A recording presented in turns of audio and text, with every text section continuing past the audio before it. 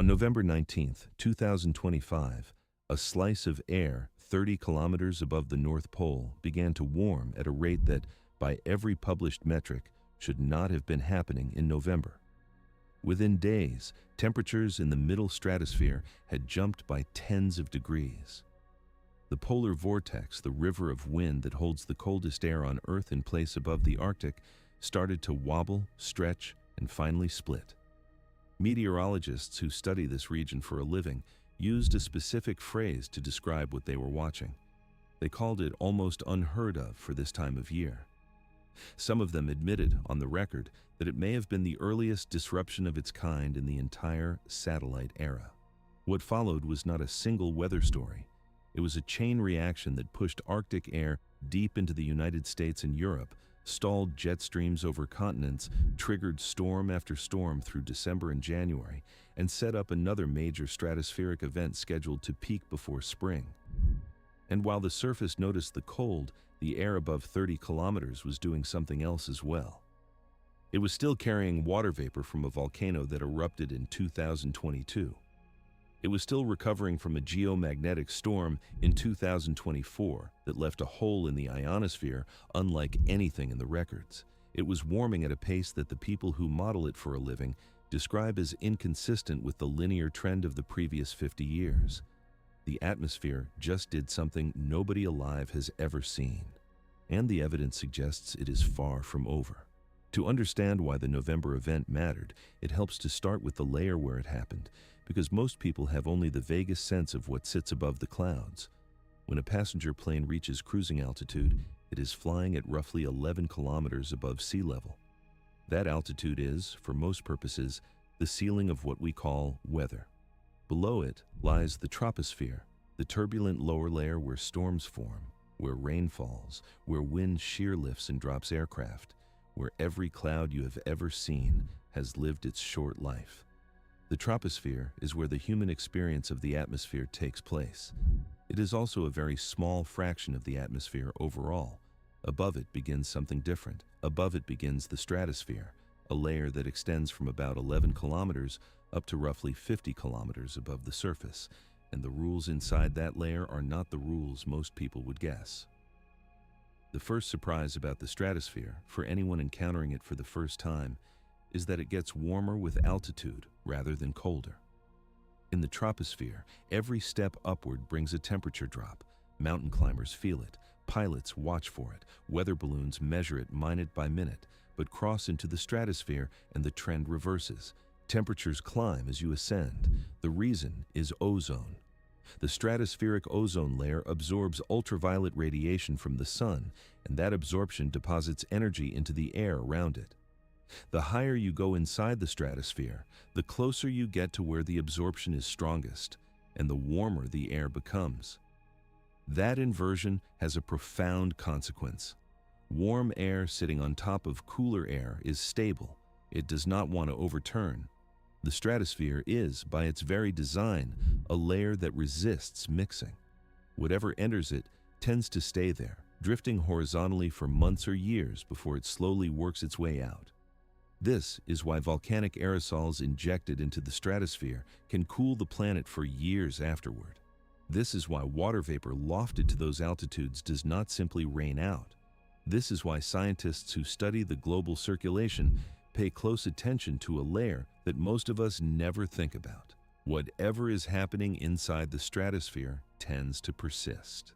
And whatever the stratosphere does eventually feeds back, on its own slow timetable, into the weather we actually experience at the surface. The second surprise about the stratosphere is that it has its own circulation, and that circulation has its own dominant feature, particularly over the winter pole. Each year, as the long polar night sets in and the upper atmosphere over the Arctic cools dramatically, a powerful current of west to east wind organizes itself into a vast ring centered on the pole.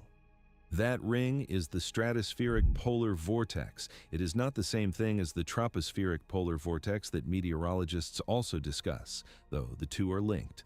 The stratospheric vortex sits much higher, between roughly 20 and 50 kilometers up, and it is a much more coherent feature.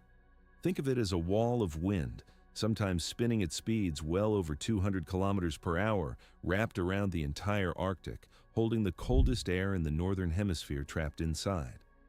For most of the winter, in most years, that wall holds. The vortex spins. The cold air stays where it is. The mid-latitudes, where the great majority of human beings live, get a winter that is, by historical standards, more or less ordinary. Cold snaps come and go, but the deepest cold remains pooled near the pole. The vortex is one of the great organizing structures of the northern hemisphere atmosphere, and its stability through the winter months is one of the quiet reasons that life in places like the United States, Europe, and northern Asia tends to follow predictable seasonal rhythms. But the vortex is not invulnerable. It can be disturbed. The mechanism by which it gets disturbed is one of the more elegant pieces of atmospheric physics, and it explains both why these disruptions happen at all and why the one in November of 2025 caught the experts so off guard. Down at the surface, weather systems do more than just produce rain and wind. They also produce something called planetary scale waves, sometimes referred to as Rossby waves. These waves are not visible to the eye. They are large undulations in the flow of the atmosphere, with wavelengths measured in thousands of kilometers, and they are generated in part by the way air interacts with continents, mountain ranges, and contrasts in temperature between land and ocean. The Northern Hemisphere has lots of all three. It has the Rockies, it has the Himalayas, it has long stretches of cold continent next to warm ocean. So the Northern Hemisphere produces a lot of these waves, far more than the Southern Hemisphere does. Most of those waves stay within the troposphere, doing what waves at the surface do, organizing storm systems and steering weather. But under the right conditions, some of them propagate upward. They climb into the stratosphere. And when enough of them arrive at once, with enough energy, they can transfer momentum into the polar vortex in a way that decelerates it. If the deceleration is strong enough, the vortex slows, then breaks down. As it slows, the air inside it stops being efficiently insulated from the air outside, and warmth pours in from the surrounding stratosphere. Temperatures at 30 kilometers up, in a region where the air should be hovering somewhere around -70 or -80 degrees Celsius in winter, can rise by 30, 40, even 50 degrees in a matter of days. That is a sudden stratospheric warming. That is the technical name. And when it happens, the vortex either weakens dramatically, or it splits into two pieces, or it gets pushed off the pole entirely. Sudden stratospheric warming events are not unheard of.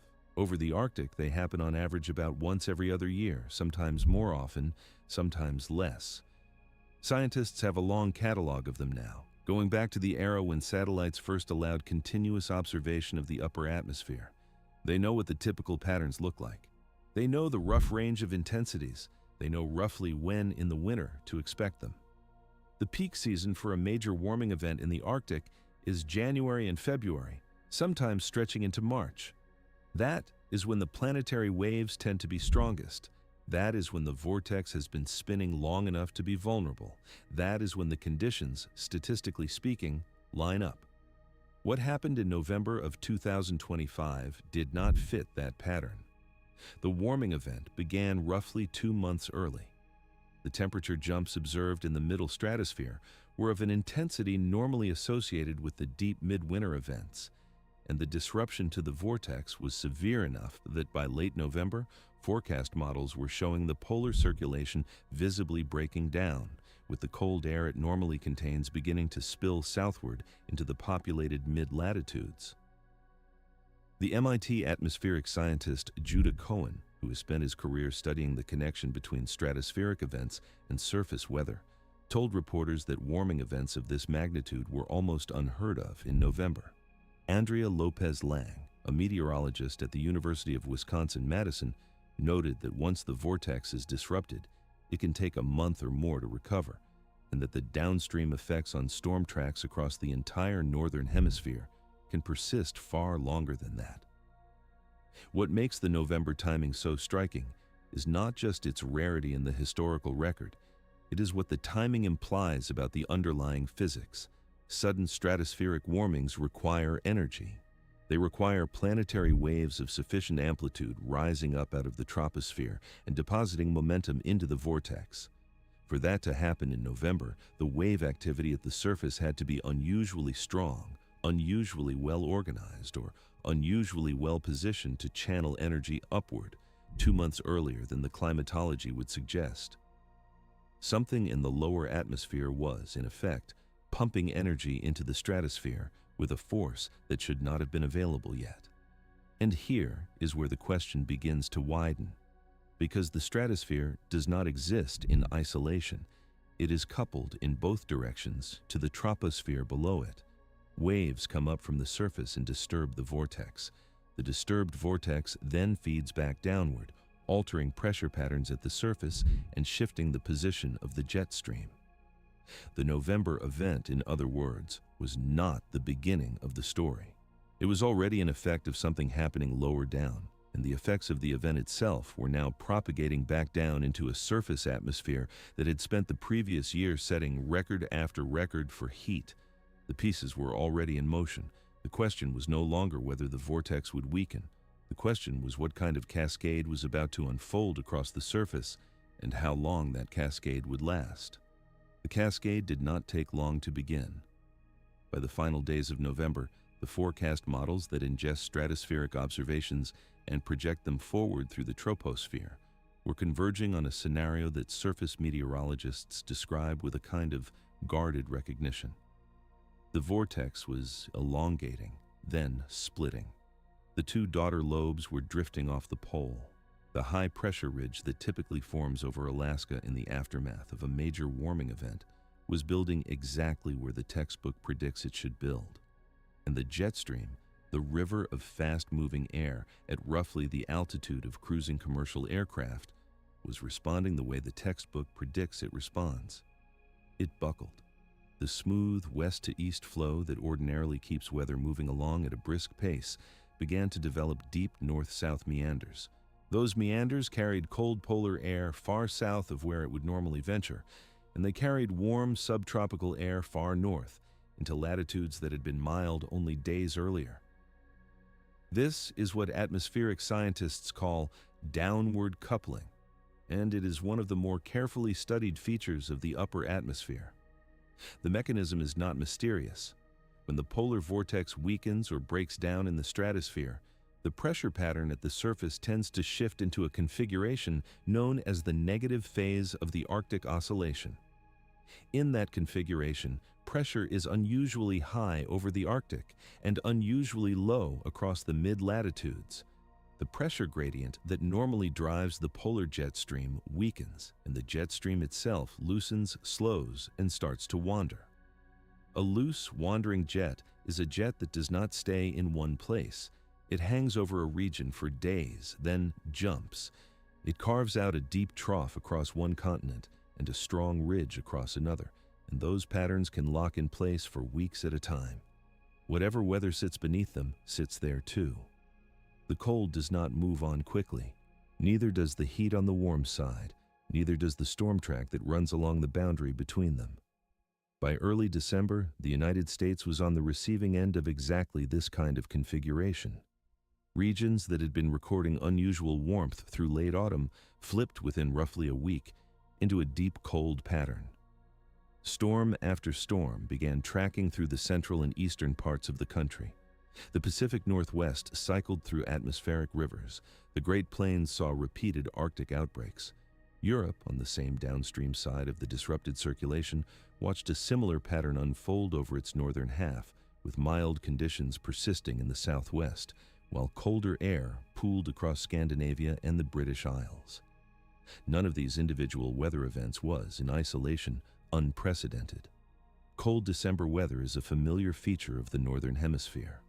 What was unusual was the timing of the trigger, the persistence of the pattern, and the fact that the forecast guidance for January and February was already showing the signal extending forward in time, with additional stratospheric warmings being projected before the first event had even fully run its course.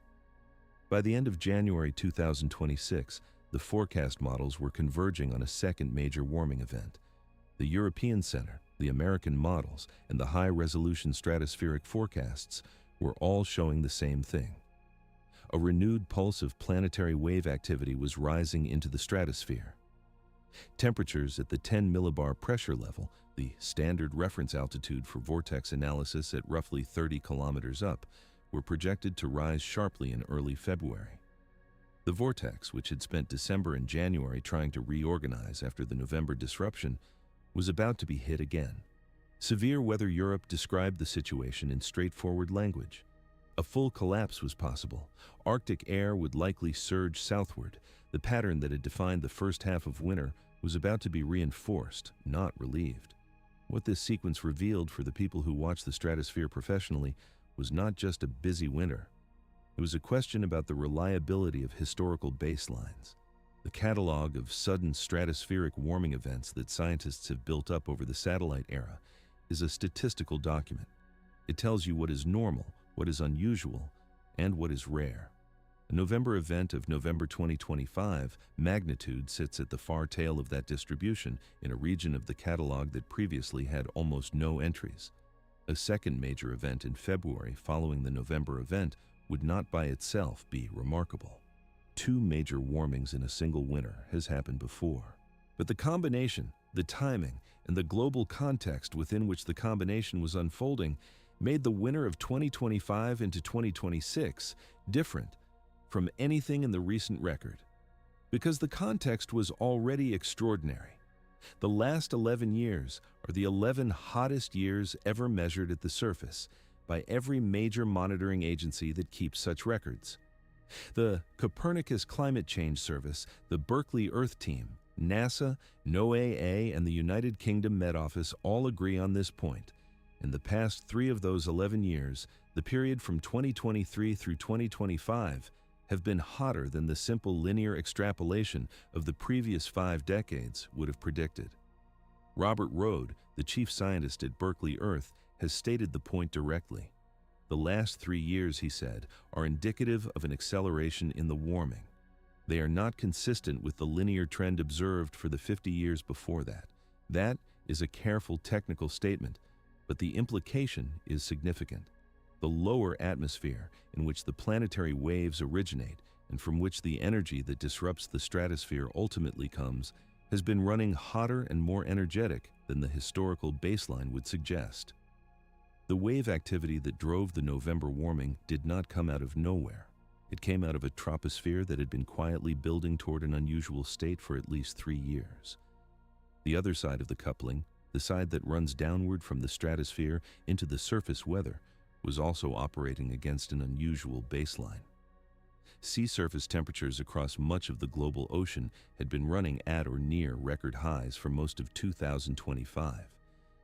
The North Atlantic had spent the previous 2 summers in a marine heatwave configuration that, when first observed in 2023, prompted a flurry of papers attempting to identify what combination of forcings could have produced it. The tropical Pacific, after several years in the cool La Niña phase, had transitioned back toward neutral and was beginning to warm, with the National Oceanic and Atmospheric Administration giving better than even odds of a new El Niño event developing by mid-2026 and a 1 in 4 chance of that event reaching very strong intensity. Those background conditions matter because they shape in part where the planetary waves form, how they propagate, and how the surface responds to whatever the stratosphere sends back down. In other words, the disruption in November 2025 did not occur in a clean laboratory setting. It occurred inside an atmosphere already running outside its long-term envelope, with oceans at record warmth, with a tropical Pacific shifting toward a state that historically amplifies global weather extremes, and with a record of 3 consecutive years that several monitoring teams have described as inconsistent with the previous half-century of warming. The stratosphere was, in some sense, responding to an atmosphere it had not seen before, and the response was itself an unfamiliar response, occurring at a time of year when the catalog of past events offered very little guidance. This is what makes the cascade difficult to interpret in real time. Sudden stratospheric warmings are not new. The way they propagate downward into surface weather is well documented. The negative Arctic oscillation pattern that follows them has been studied for decades. The general expectation when a major event occurs is that the mid-latitudes will see a higher than normal probability of cold air outbreaks and disturbed storm tracks for the following 4 to 6 weeks, with effects sometimes extending out to 2 months. None of that is controversial. What is harder to address is the question of whether a system that produced a November event of this magnitude, followed by a February event in the forecast pipeline, embedded within a 3-year period of accelerated surface warming and an emerging super El Niño, is still describable by the same statistical baselines that the catalog was built on. That question is not rhetorical. It has practical implications. Operational forecasters rely on historical analogs, prior events with similar configurations, to estimate how the current event is likely to evolve. If the closest analogs for the November 2025 event are weak, because the historical record contains very few comparable cases, then the confidence in the forecasts further out in time has to be lower than usual. The atmospheric scientists making the forecasts have been candid about this. They can describe what they see. They can project the immediate downstream effects with reasonable confidence. But they have been more cautious than usual about projecting what the rest of the winter and the early spring will look like, because the configuration is not one they have seen in the satellite era, and the stratosphere itself was carrying another anomaly, one that had been sitting quietly in the data since January of 2022. It is an anomaly that almost nobody outside of the atmospheric science community has heard of, but it has been altering the chemistry and the radiative balance of the upper atmosphere for nearly 4 years. To understand the full context of what the polar vortex was doing in late 2025 and into 2026, the story has to go back to a volcanic eruption in the South Pacific that, in terms of its effect on the stratosphere, did something no other modern eruption has done. On the 15th of January 2022, a submarine volcano in the Kingdom of Tonga erupted with a force that the global geophysics community immediately recognized as exceptional. The volcano, named Hunga Tonga Hunga Ha'apai, sat about 65 kilometers north of the Tongan capital, with its caldera resting roughly 150 meters below the surface of the South Pacific Ocean. That depth turned out to matter enormously. When the magma chamber breached, the eruption sent a vertical plume that climbed past the troposphere, past the lower stratosphere, and ultimately reached an altitude of more than 50 kilometers above the surface of the Earth. That is the highest volcanic plume ever measured by modern instruments.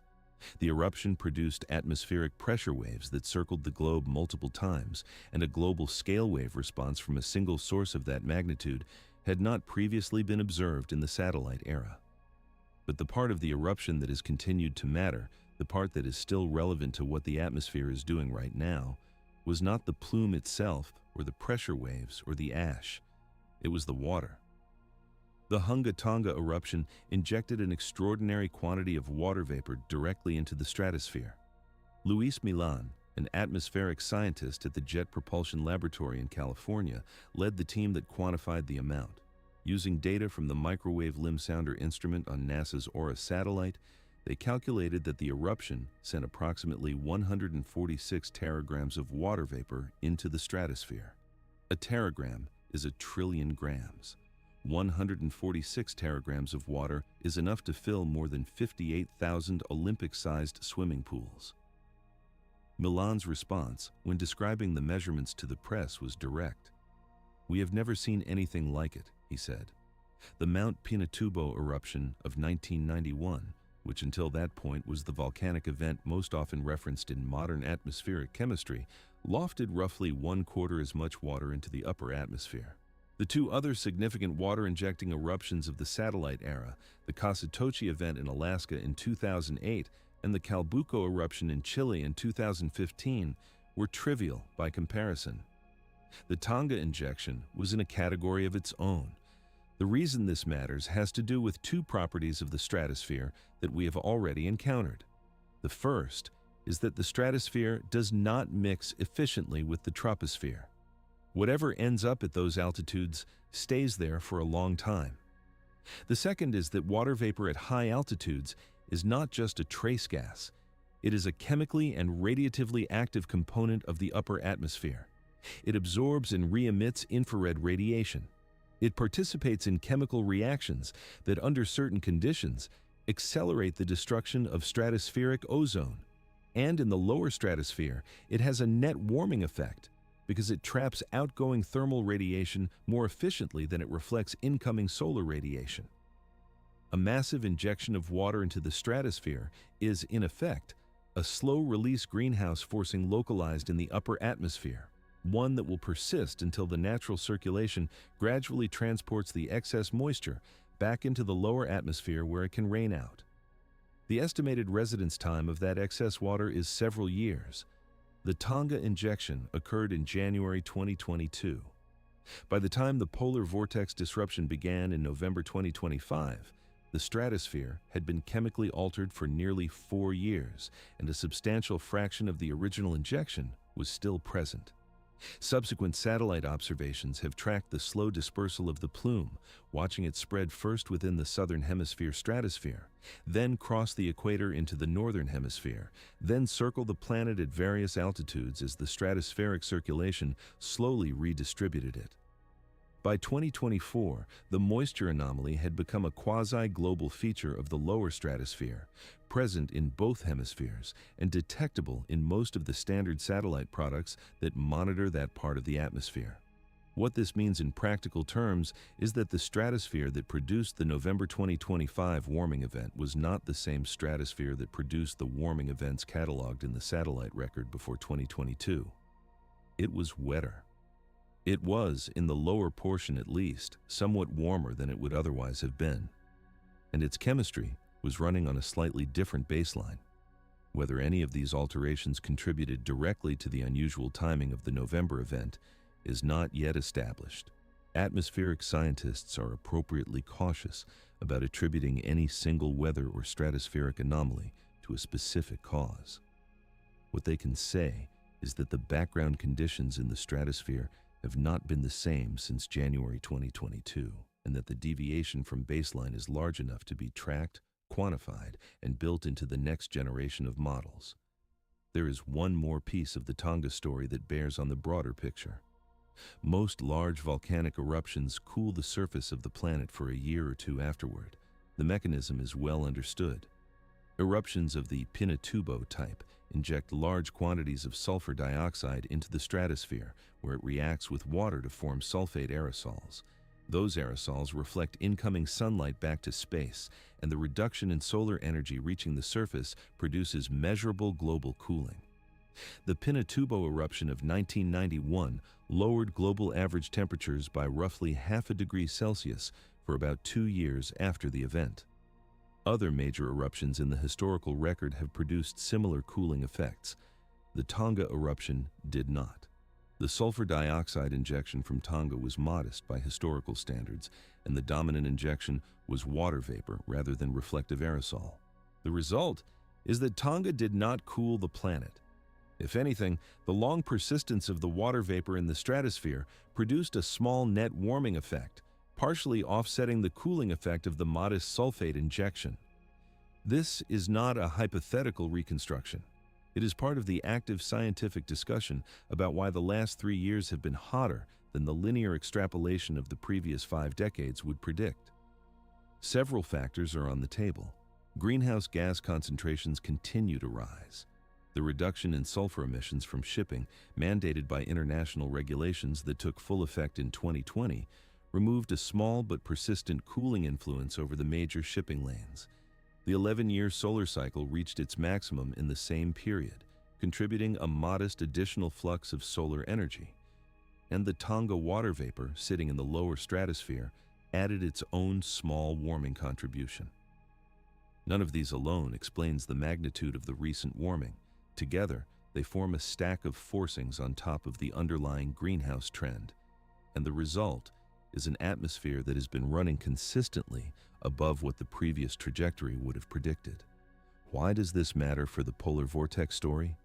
It matters because the energy that drives planetary waves into the stratosphere ultimately comes from the contrast between cold and warm air masses in the lower atmosphere.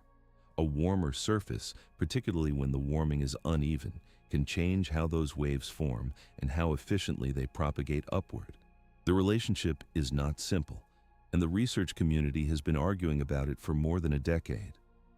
Some studies have found that Arctic warming, which has proceeded faster than warming at lower latitudes, weakens the temperature contrast that drives the polar jet stream and produces a more wavy, more sluggish jet, which in turn sends more wave energy upward into the stratosphere. Other studies have found the opposite, or have found that the effect varies depending on which part of the Arctic warms most. The debate is not settled, but the underlying observation that the lower atmosphere is in a state that does not match the historical baseline is not in dispute. The question is what that state does to the upper atmosphere, and the answer, increasingly, is that it does things the catalog does not fully describe.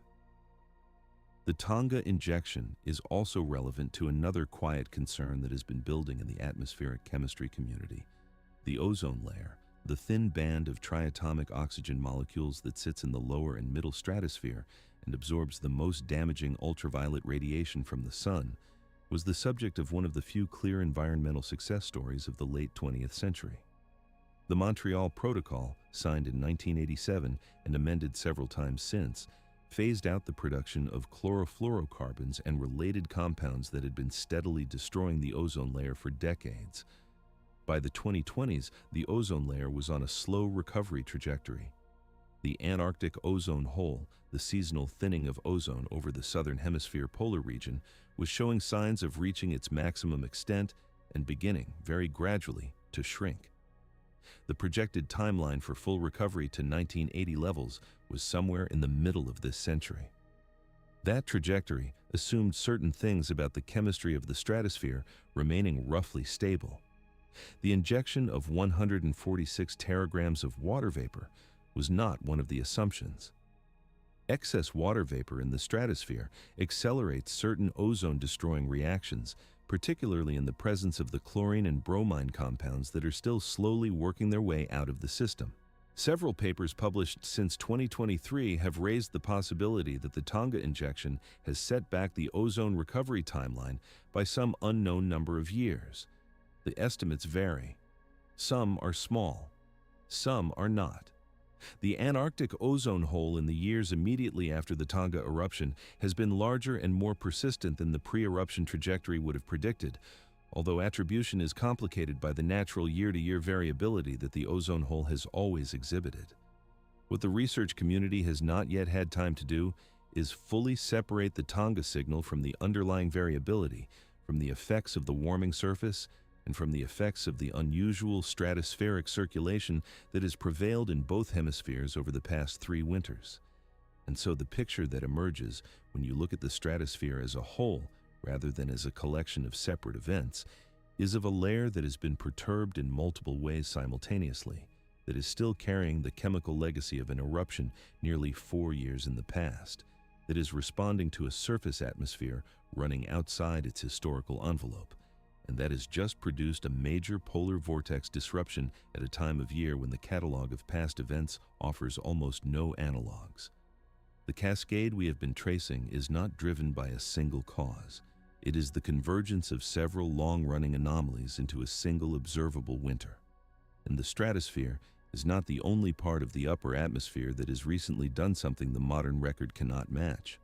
Above it, in a layer that most people have never heard of, and that almost nothing in daily life depends on, except for the systems that quietly run modern civilization, an even more striking anomaly was recorded in May of 2024. It deserves attention because it speaks to the same broader question: the question of whether the upper atmosphere, as a whole, is entering a state that is not well described by the baselines we have been using. To follow the story upward into the layer that produced the May 2024 anomaly requires leaving the stratosphere behind and continuing past the mesosphere, the cold, thin layer that sits above it. Above the mesosphere, beginning at roughly 80 kilometers and extending out to several hundred kilometers above the surface, lies the ionosphere. The ionosphere is not a separate layer in the strict structural sense. It overlaps with the upper mesosphere, the thermosphere, and the lower exosphere. What defines it is not altitude, but composition. In the ionosphere, the air is thin enough and the incoming solar radiation is energetic enough that atoms and molecules get stripped of their electrons. The result is a plasma, a partially ionized gas in which free electrons drift among positively charged ions, and that plasma behaves in ways that ordinary neutral air does not. It conducts electricity, it reflects radio waves, it responds to the magnetic field of the Earth, it interacts directly with the solar wind, the stream of charged particles flowing outward from the sun. The ionosphere matters in daily life for a reason most people do not think about. Modern civilization is increasingly dependent on signals that pass through it. The global positioning system, the satellite-based navigation that smartphones, aircraft, ships, and military hardware all rely on, sends timing signals from satellites in medium Earth orbit down to receivers on the surface. Those signals pass through the ionosphere, and the density and distribution of free electrons in that layer determine how much the signals slow down, how much they bend, and how much positional error appears in the final calculation. When the ionosphere is quiet and uniform, the error corrections are small and the system works almost invisibly. When the ionosphere is disturbed, the errors grow, sometimes by tens of meters or more, and in severe cases, the signal can be lost entirely. The same applies, in varying degrees, to high-frequency radio communications, satellite-based internet, power grid stability, and the timing systems that synchronize financial transactions. The ionosphere is part of the quiet infrastructure of the 21st century. On the 10th, 11th, and 12th of May 2024, that quiet infrastructure was subjected to a stress test of historic proportions.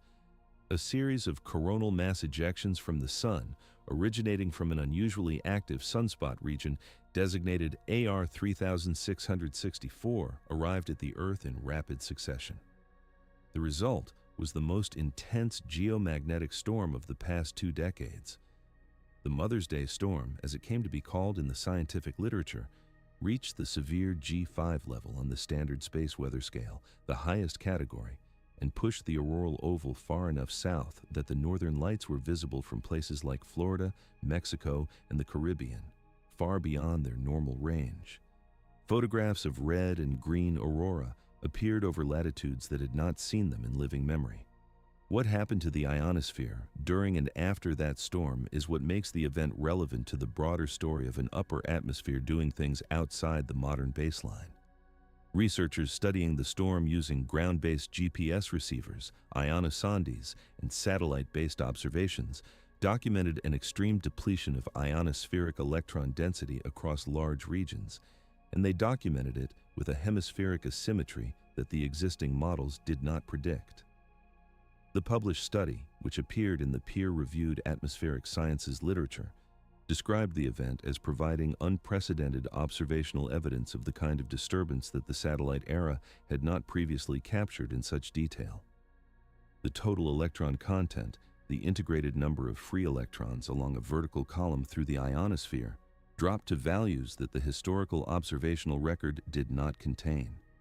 The dropouts were severe enough to disrupt high-precision GPS applications across multiple continents simultaneously, including, by some accounts, the precision agriculture systems that farmers in the central United States rely on during the spring planting season. The asymmetry between hemispheres was the part that drew the most attention from the research community. Geomagnetic storms generally produce ionospheric disturbances in both hemispheres, with some differences attributable to the offset between the geographic and magnetic poles. But the May 2024 event produced a response that was not symmetric in the expected way. The northern hemisphere ionosphere and the southern hemisphere ionosphere responded differently in magnitude, in spatial extent, and in temporal evolution. The mechanisms that produce a positive ionospheric storm in which electron density increases and the mechanisms that produce a negative ionospheric storm in which density decreases both operated during the event, but they operated in different places and on different timescales than the established theory would have predicted. The The proposed explanations in the published analysis include some combination of disturbed electric fields penetrating from the polar regions, changes in the composition of the neutral atmosphere at ionospheric altitudes, and traveling atmospheric disturbances propagating from the storm-time energy deposition near the poles toward the equator. Which of these mechanisms dominated, and why the dominance differed between hemispheres, remains an open question. The honest summary, from the perspective of the research community, is that the May 2024 storm exposed gaps in the models, not catastrophic gaps. The general behavior of the ionosphere during a major geomagnetic storm is well understood at the level of broad physical principles. What the event revealed was that the specific quantitative predictions, the ones that would be needed to forecast the impacts on navigation and communication systems in real time, are not yet good enough to handle the most extreme events. The models had been calibrated on storms of the past 2 decades, and that 2-decade window had been, by historical standards, a relatively quiet stretch of solar activity. The previous major geomagnetic storm of comparable intensity was the Halloween storms of October 2003, more than 20 years earlier, and the observational tools available then were a small fraction of what is available now. The May 2024 event was, in effect, the first severe storm of the modern observational era, and the data it produced will be analyzed for years. The relevance of all this to the broader question we have been tracing is twofold. First, the May 2024 storm occurred during the same multi-year window in which the surface was setting record temperatures, the stratosphere was still carrying Tonga water vapor, and the polar vortex was being primed for the November 2025 disruption. Different layers of the atmosphere, responding to different drivers, were all producing anomalous behavior in the same general period. The atmosphere is not a single system in the simple sense, but its various layers are coupled, and a period in which multiple layers simultaneously deviate from baseline is worth attention, even if the individual deviations have different proximate causes. Second, the May 2024 storm was a reminder that the Sun is an active participant in the atmospheric story, and that the 11-year solar cycle had reached its maximum during exactly this period. Solar cycle 25, the current cycle, has been stronger than several recent cycles, and the maximum has been characterized by frequent large flares and frequent coronal mass ejections. The Mother's Day storm was not an isolated event. Other large geomagnetic storms have occurred in the months before and after it, although none has matched its intensity. The space weather environment in which the upper atmosphere has been operating, in other words, has been more energetic than the previous solar minimum baseline would suggest. There is a connection here that is worth drawing out explicitly. The energy that drives ionospheric disturbances during geomagnetic storms is energy that gets deposited in the upper atmosphere. Much of it goes into heating the thermosphere, the neutral gas component of the upper atmosphere, at the same altitudes as the ionosphere. A heated thermosphere expands. An expanded thermosphere reaches higher altitudes than usual, which means satellites in low Earth orbit encounter more atmospheric drag than they would in quieter conditions. After the May 2024 storm, satellite operators reported elevated drag on thousands of objects in low Earth orbit, with some satellites requiring unplanned orbit adjustments to maintain their altitude. The Starlink constellation, which operates at altitudes where thermospheric expansion matters, reported drag effects in the days following the storm. The space situational awareness community had to update its tracking of debris objects because objects that had been in stable orbits were now decaying faster than the previous models predicted. This is the kind of detail that does not make headlines, but that quietly accumulates in the technical literature. The atmosphere did not just disturb GPS for a day. It changed the orbital environment for thousands of satellites for weeks. It deposited energy into the upper atmosphere that took time to dissipate. And it produced an asymmetric ionospheric response that the existing models did not predict, in a way that researchers are still working to understand. What ties the ionospheric story back to the stratospheric story is not a single mechanism, but a shared pattern. In each case, the upper atmosphere produced behavior that lay outside the bounds of the recent observational record. In each case, the anomaly was tied to drivers that were themselves operating at unusual amplitudes. The Tonga eruption was the largest stratospheric water injection in the satellite era. The May 2024 storm was the most intense geomagnetic storm in 2 decades.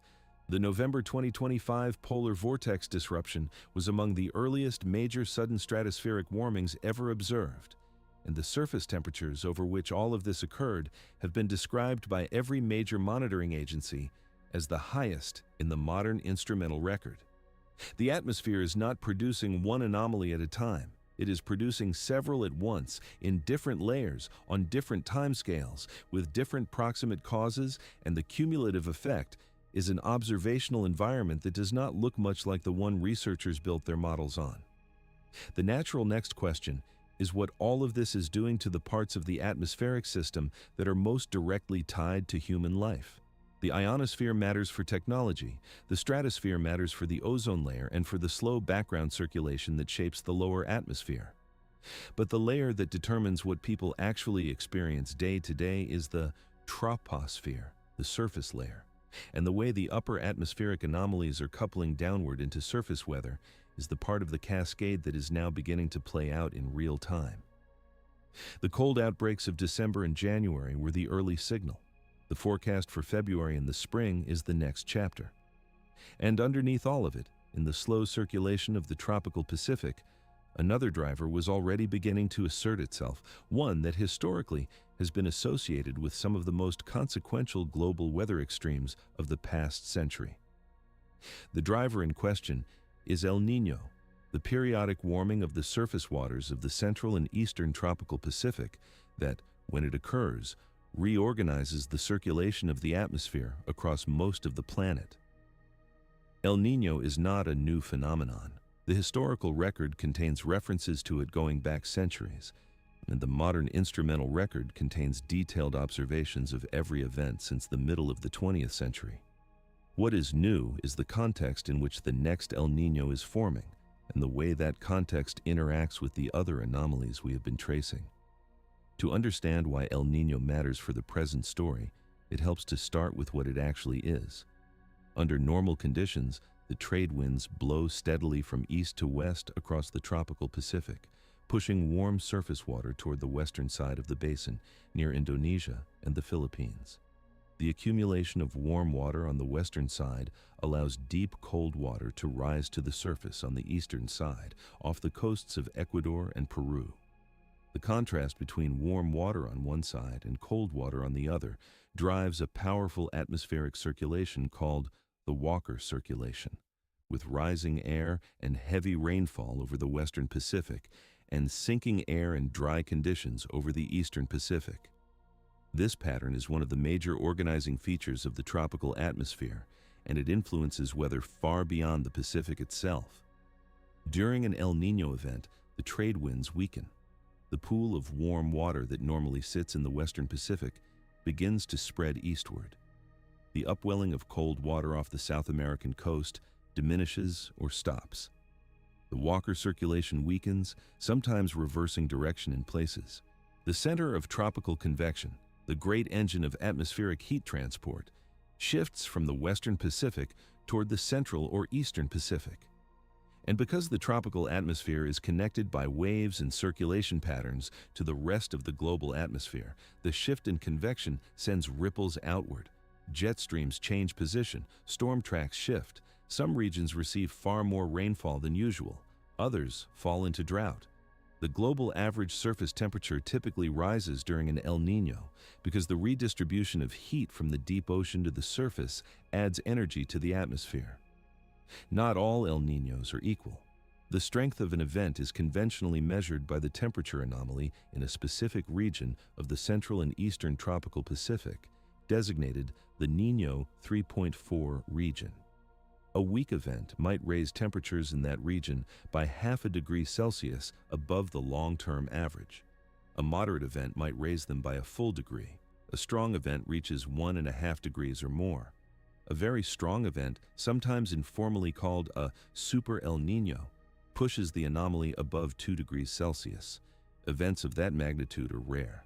The historical record contains only a small handful of them, including the events of 1982 and 1983, 1997 and 1998, and 2015 and 2016. Each of those events produced global consequences that were studied for years afterward. Each was associated with widespread drought, flooding, wildfire, coral bleaching, and global temperature records. What the National Oceanic and Atmospheric Administration was forecasting in the spring of 2026 was an El Niño event with a meaningful probability of reaching the very strong category. The latest official outlook gave the probability of an El Niño emerging by July at 61% and gave a 1 in 4 chance of the event reaching very strong intensity. Those numbers in isolation are not unusual. El Niño events develop every few years, and the forecasting systems regularly assign probabilities of various intensities. What was unusual was the context. The El Niño of 1997 and 1998 developed against the backdrop of a global average surface temperature that, at the time, was about half a degree Celsius above the pre-industrial baseline. The El Niño of 2015 and 2016 developed against a baseline of roughly 1 degree Celsius above pre-industrial. The El Niño currently developing is forming against a baseline that has, in recent years, been running above 1.5 degrees Celsius above pre-industrial in several months of the year, with annual averages already brushing against that threshold. Daniel Swain, a climate scientist at the University of California Agriculture and Natural Resources, addressed this context directly in a public statement during the early forecast period. He noted that we have never experienced a strong or very strong El Niño event amid pre-existing conditions that were this warm globally. He went on to say that it would not be surprising to see some unprecedented global impacts by later in 2026 into 2027 in terms of flood, drought, and wildfire-related extremes. Either 2026 or 2027, or both, he said, stand a good chance of setting a new global temperature record. This was not an alarmist statement. It was a careful technical observation about the interaction between a known driver, El Niño, and a known baseline shift, the warming of the past several decades. The combination is the part that has no historical analog. The implications cut across multiple regions and multiple categories of weather. In a typical strong El Niño, the southern tier of the United States tends to receive above-average winter rainfall, sometimes producing flooding in California and across the Gulf Coast. The Pacific Northwest tends to be drier than average. East Africa often receives heavier rains. Indonesia, the Philippines, northern Australia, and parts of southern Africa tend to enter drought. The Amazon basin often dries out, sometimes severely. Coral reefs in the tropical Pacific experience widespread bleaching as warm surface water spreads eastward. The Atlantic hurricane season tends to be quieter than average because the upper-level wind patterns that El Niño produces shear apart developing tropical cyclones, while the eastern Pacific hurricane season tends to be more active. These are the broad patterns. They do not apply uniformly to every event, but they appear often enough to be considered the canonical El Niño footprint. What happens when those broad patterns play out on top of a baseline that is already running hotter than the historical envelope is harder to predict. A drought in the Amazon during a moderate El Niño in the 20th century looked one way. A drought in the Amazon during a very strong El Niño in 2026 against a baseline of accelerated warming and on top of the multi-year deforestation pressures the basin has been under may look different. Swain pointed specifically to the Amazon and to parts of Oceania, where peatlands can burn for months on end, as regions of particular concern. Peat fires are not surface fires in the ordinary sense. They burn underground, in deposits of partially decomposed organic matter, and once established, they are extremely difficult to extinguish. They release large quantities of carbon dioxide, methane, and particulate matter, and the smoke from major peat fire episodes has previously produced regional air quality crises across Southeast Asia. A very strong El Niño combined with the current baseline conditions raises the probability of such episodes in regions where they are not normally common. The connection back to the upper atmosphere is not obvious at first, but it is real. The same shifts in tropical convection that El Niño produces also alter the generation of planetary waves in the lower atmosphere. The Walker circulation, when it weakens and shifts, changes the pattern of heating across the tropical Pacific, and that change in heating modifies the way Rossby waves form and propagate. Some studies have found that El Niño events tend to be associated with an increased probability of sudden stratospheric warming events later in the same winter, because the modified wave activity propagates upward and disturbs the polar vortex. The mechanism is not deterministic. Not every El Niño produces a stratospheric warming, but the correlation in the historical record is detectable enough that operational forecasters factor it into their seasonal outlooks. An El Niño developing in the spring and summer of 2026, followed by a peak in the late autumn or early winter, would arrive at exactly the time of year when the polar vortex is most vulnerable to disruption, in a winter that has already seen two major warming events. There is another aspect of the developing El Niño that deserves attention, and it concerns the heat budget of the ocean. For the past several years, the global ocean has been absorbing a substantial fraction of the excess heat trapped in the climate system by greenhouse gases. Ocean heat content, measured by autonomous floats that profile temperature and salinity through the upper 2 kilometers of the water column, has been climbing steadily. The North Atlantic, the Mediterranean, the Western Pacific, and several other major basins have all set ocean heat records in recent years. During an El Niño, the redistribution of warm water from the deep Western Pacific to the surface of the Central and Eastern Pacific effectively transfers a portion of that stored heat to the atmosphere. The result is that the atmosphere, during a strong El Niño, gets to draw on an ocean that is already running hotter than during any previous comparable event. This is the mechanism behind the routine prediction that El Niño years often set global temperature records. The previous record, set during the 2023 and 2024 El Niño event, came with a baseline that was already elevated, and the result was a year in which the global average exceeded 1.5 degrees Celsius above pre-industrial for the first time in the instrumental record. The next strong El Niño, if it develops as forecast, will draw on an even higher baseline, and the resulting temperatures may push into territory that the models project, but the instrumental record has not yet seen. The relationship between these warm years and the kind of stratospheric event we have been discussing is, again, not a simple cause and effect chain. The November 2025 polar vortex disruption did not happen because of El Niño, because El Niño had not yet developed when it occurred. The Tonga eruption did not happen because of warming.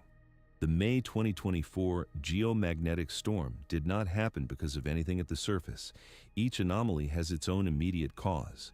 What links them is timing and context. They are happening together in a single multi-year window against a background that has shifted in ways that several monitoring agencies have described as inconsistent with the prior trajectory.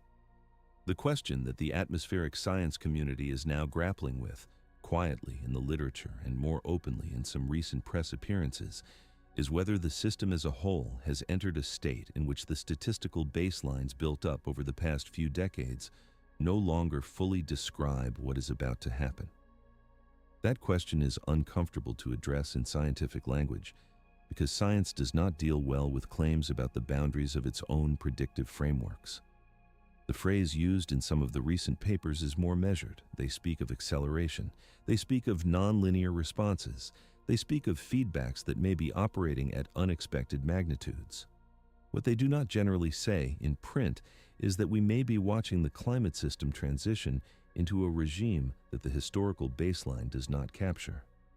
But the implication is increasingly visible between the lines, and the next stratospheric event, the next El Niño, the next geomagnetic storm, and the next year of surface temperature observations will provide the data that determines whether that implication is correct. The framing that some atmospheric scientists are beginning to test with appropriate caution is borrowed from a branch of mathematics called dynamical systems theory. In that framework, a complex system with many interacting components can exist in multiple stable configurations called attractors. The system spends most of its time near one attractor, fluctuating around it, but always returning to the same general state. Under certain conditions, however, when forcing on the system becomes strong enough or persistent enough, the system can be pushed past a threshold and settle into a different attractor with a different mean state and different patterns of variability. The transition from one attractor to another is not necessarily smooth. It can involve a period of unusual high amplitude variability as the system loses its grip on the old configuration before fully settling into the new one. In the language of climate science, this kind of transition is sometimes called a regime shift. The application of this framework to the actual climate system is and should remain controversial. The atmosphere and the ocean are not simple dynamical systems with cleanly defined attractors. They are vast three-dimensional turbulent fluids interacting with continents, ice sheets, biology, and external forcings on every timescale from minutes to millions of years. Identifying a regime shift in real time before it is fully completed is extraordinarily difficult. Most of the well-documented climate regime shifts in the paleoclimate record are visible only in hindsight, after the system has settled into its new configuration, and the transition can be characterized by comparing the before and after states. Claiming in the present tense that such a shift is currently underway is a claim that demands an unusually high standard of evidence, and most working climate scientists are appropriately reluctant to make it.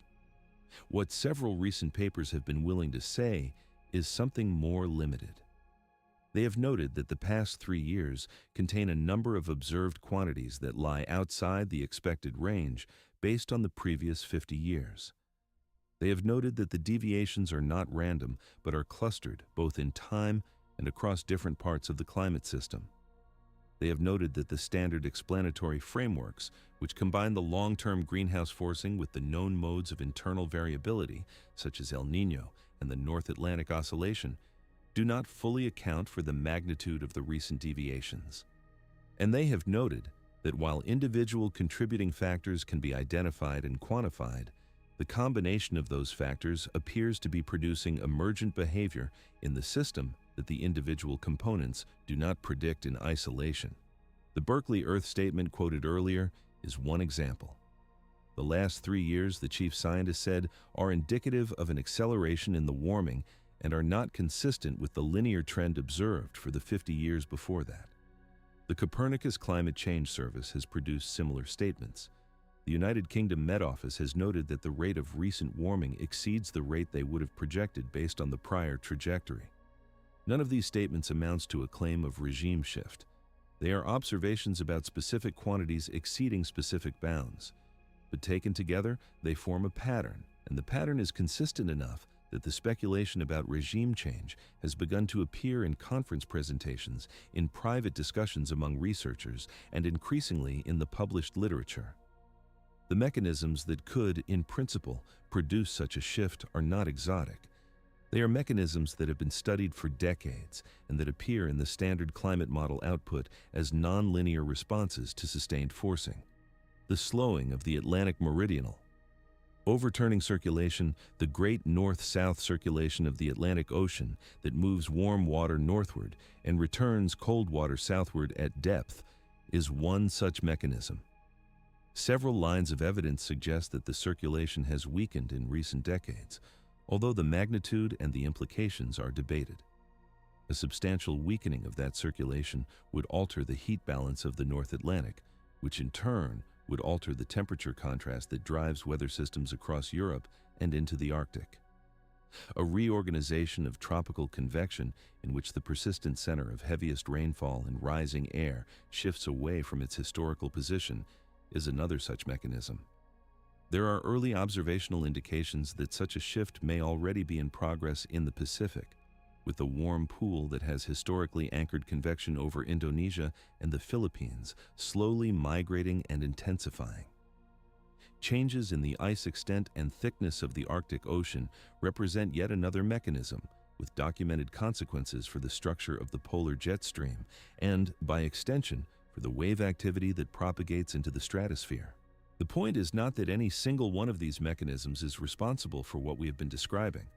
The point is that they exist, that they are operating simultaneously, and that the combination of their effects is not fully captured by simple linear extrapolations of past trends.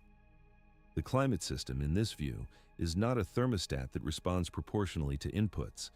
It is a system with internal dynamics that can produce surprises, and the recent observational record contains enough surprises that the question of whether more surprises are coming has become a legitimate question rather than an alarmist one.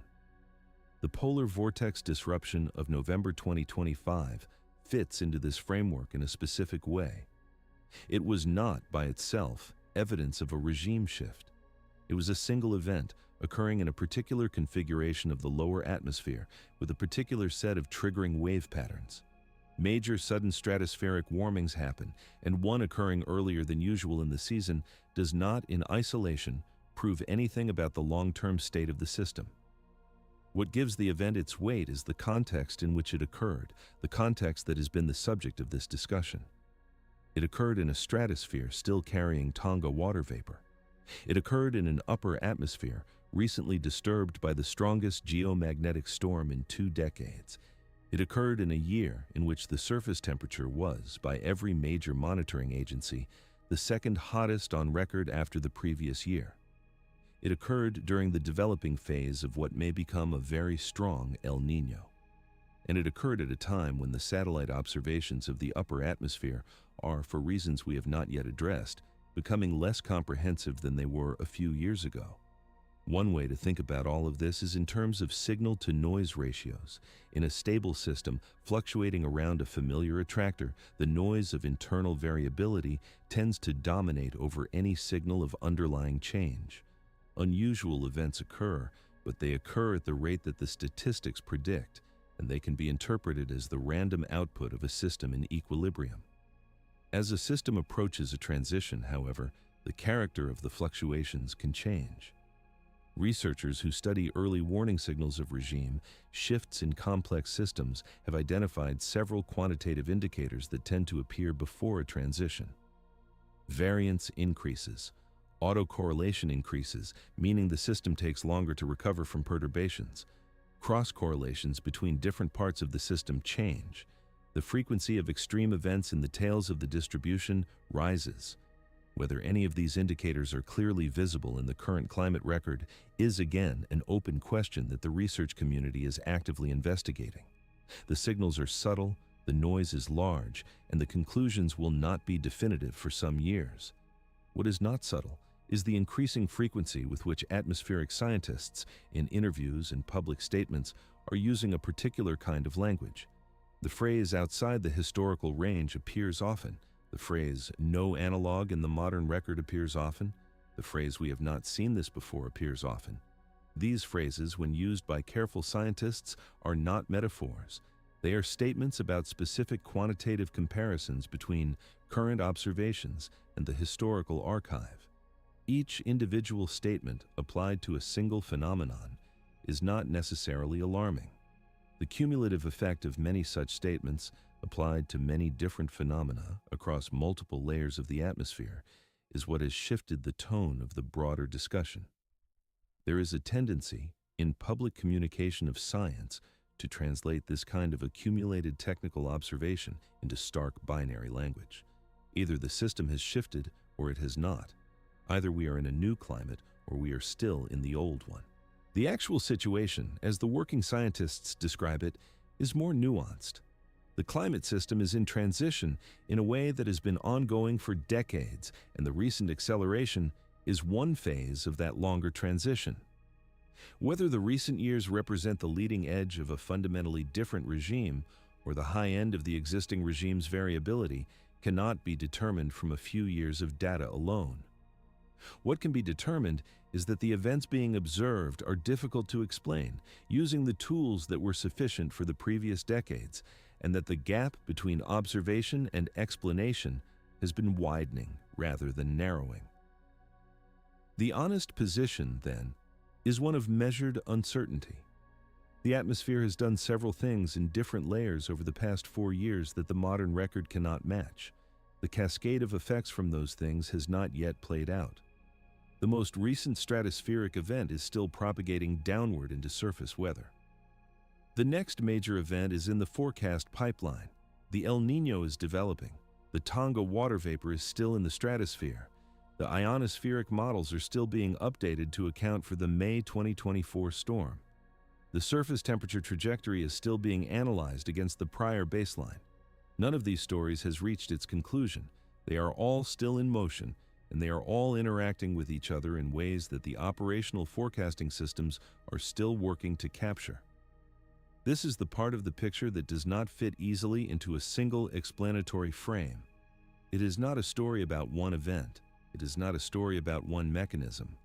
It is a story about a system in which multiple subsystems are simultaneously producing behavior near or beyond the edges of their historical envelopes, and in which the interactions between those subsystems are themselves not well constrained by past observations. The scientific term for this situation is not regime shift, which would imply a known new state. The term that fits better is unconstrained, meaning that the observations are not yet bracketed by the available theoretical or empirical frameworks. An unconstrained system is one in which forecasts are necessarily wider, in which surprise is more likely, and in which the most honest answer to many questions is that the data needed to answer them is still being collected. And while the data is being collected at the surface and in the stratosphere and across the tropical Pacific, there is another set of observations, less central to daily weather but no less revealing, that has been quietly accumulating in the optical record of the upper atmosphere. They are observations of light phenomena that, until recently, were either invisible to ground-based observers or were considered curiosities at the edge of atmospheric science. In the past several years, those phenomena have become both more frequent and more thoroughly documented, and their increased visibility raises its own questions about whether the electrical behavior of the upper atmosphere is changing in ways that match the broader pattern. The phenomena in question belong to a family of events that atmospheric physicists call transient luminous events, or TLEs, a category that did not really exist in the scientific literature until the late 1980s and that is still being mapped out today. The name is technical, but the events themselves are visually striking. They are brief flashes of light, lasting milliseconds in most cases, that occur high above the tops of thunderstorms, at altitudes ranging from the upper troposphere all the way into the lower mesosphere and the bottom edge of the ionosphere. They are not lightning in the conventional sense. They are not produced by the same electrical breakdown that creates the bolts visible inside and beneath thunderclouds. They are something else, an electrical response of the upper atmosphere to the disturbance produced by a powerful lightning stroke below, and they take a variety of forms with a vocabulary that has been developed almost entirely within the lifetimes of people currently working in the field. The most famous member of the family is the red sprite. Red sprites are large, branching, jellyfish-shaped flashes of red light that appear above the tops of major thunderstorms, with their main bodies extending from roughly 40 kilometers to 80 kilometers above the surface. They were first reliably documented in 1989 when a video camera operated by physicists at the University of Minnesota accidentally captured one during testing. Before that, pilots had reported them for decades, but the reports were treated with skepticism, in part because they did not fit the existing theories of how the atmosphere produces light. The accidental documentation in 1989 opened a new field. Within a few years, ground-based observatories were systematically photographing sprites above thunderstorms across the central United States. Within a decade, sprites had been observed on every continent except Antarctica. Within 2 decades, the International Space Station was capturing high-resolution images of them from orbit, and astronauts had become some of the most reliable observers of the phenomenon. The reason for the red color of sprites is straightforward at the level of basic physics. At those altitudes, the atmosphere is thin enough that the dominant emission from electrically excited nitrogen molecules is in the red portion of the visible spectrum. Lower in the atmosphere, where the density is higher, the same excitation would produce different colors. The structure of a sprite, with its tendrils branching downward and its diffuse upper portion, reflects the way the electric field from the parent lightning stroke interacts with the increasingly thin air above the cloud. Sprites are not understood in complete detail, but the general physics is in place.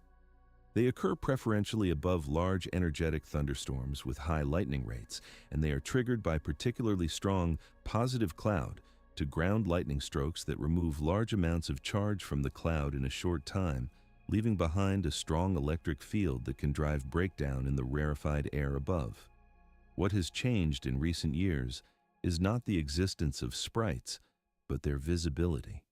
Improvements in low-light photography, the proliferation of high-sensitivity consumer cameras, the expansion of citizen science networks dedicated to capturing them, and the regular presence of observers on the International Space Station have all combined to produce a much larger and more detailed catalog of sprite observations than existed even 10 years ago. A reddish sprite was captured over the Yucatan coast of Mexico in April of 2026 by a local photographer who had been monitoring storm activity, and the image showed a reddish structure with a base in orange tones originating from cloud lightning, transitioning into purple discharges that reached the upper atmosphere. Like all sprites, the flash lasted only a few milliseconds, making it nearly impossible to see with the naked eye without specialized equipment. NASA astronauts on the International Space Station have been routinely capturing sprite images during their orbital passes over thunderstorm regions. In July of 2025, an astronaut captured a high-resolution image of a sprite while orbiting over Mexico in the southern United States that was widely circulated. Beyond sprites, the family of transient luminous events includes a growing list of related phenomena. There are blue jets, narrow conical discharges that shoot upward from the tops of thunderclouds into the lower stratosphere, glowing blue because of the different emission properties of the denser air at lower altitudes. There are gigantic jets, larger and more energetic discharges that connect the tops of thunderstorms directly to the lower ionosphere, bridging tens of kilometers in a single sustained flash and effectively short-circuiting the normally insulating layer between the cloud and the upper atmosphere. There are elves, which are not folkloric figures, but expanding rings of light that propagate outward across the underside of the ionosphere in response to the electromagnetic pulse from a particularly energetic lightning stroke, named through an acronym that physicists chose with a certain sense of humor.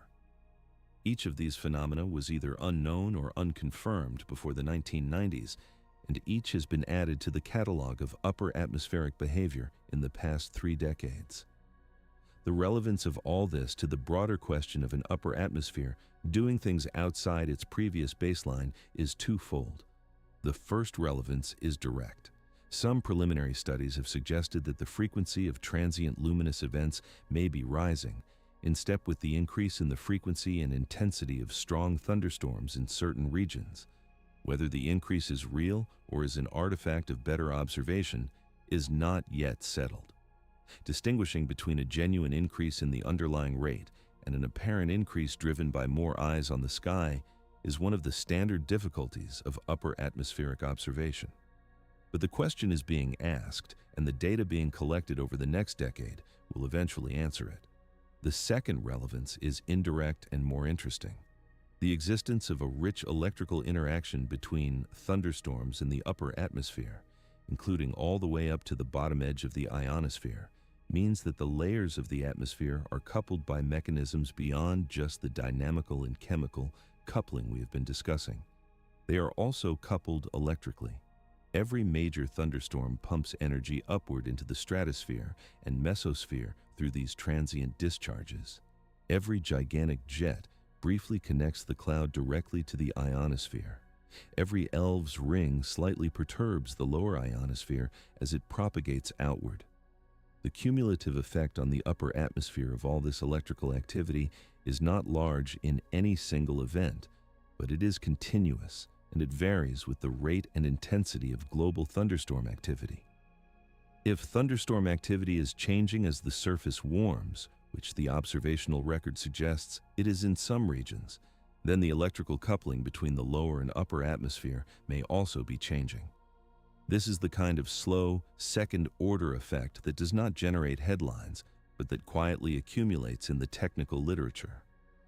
It is one of the threads that some researchers are beginning to weave into the broader picture of an upper atmosphere shifting away from the configuration that the observational record characterized through most of the 20th century. There is another family of optical phenomena that deserves a brief mention here because it appeared in the scientific literature very recently, and because its discovery illustrates how much remains unknown about the upper atmosphere. In 2016, a group of amateur aurora photographers in Western Canada began noticing a thin ribbon-shaped band of mauve and white light that sometimes appeared during auroral displays. But that did not behave like an ordinary aurora. It was narrower. It ran east to west rather than along the auroral oval. It often persisted for longer than the surrounding auroral arcs, and sometimes appeared in regions where no aurora was active. The photographers gave it a nickname, drawn affectionately from a children's animated film, and the nickname stuck. The phenomenon was named Steve, and the scientific literature, after some initial bemusement, adopted the name and converted it into an acronym, Strong Thermal Emission Velocity Enhancement. When the scientific community began studying Steve in earnest, they discovered that it was not, in fact, a kind of aurora. It was something different.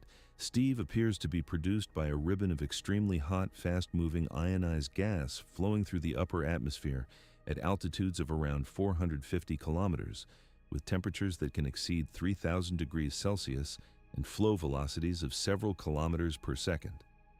The mauve color comes not from the same atmospheric emissions that produce auroras, but from a different physical process involving the heating of the ion stream itself.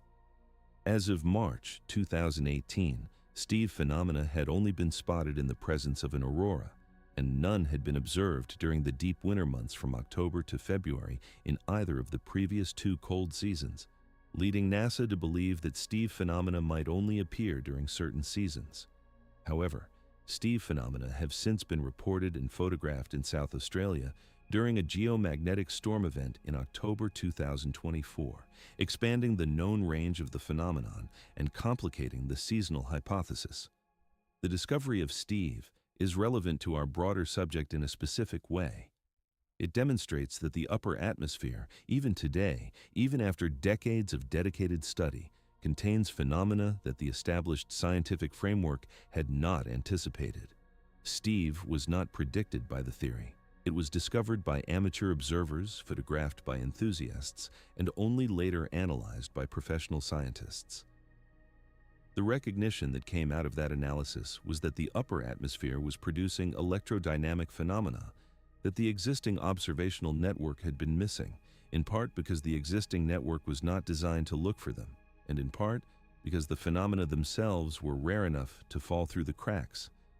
If Steve could be hiding in plain sight, observed for decades by aurora photographers but unrecognized by the scientific community until 2016, then the question of what else might be hiding in the upper atmosphere becomes a reasonable one to ask. In an atmosphere that is now exhibiting unusual behavior across multiple layers and on multiple timescales, the catalog of optical phenomena is one of the diagnostic tools available for tracking what the atmosphere is doing.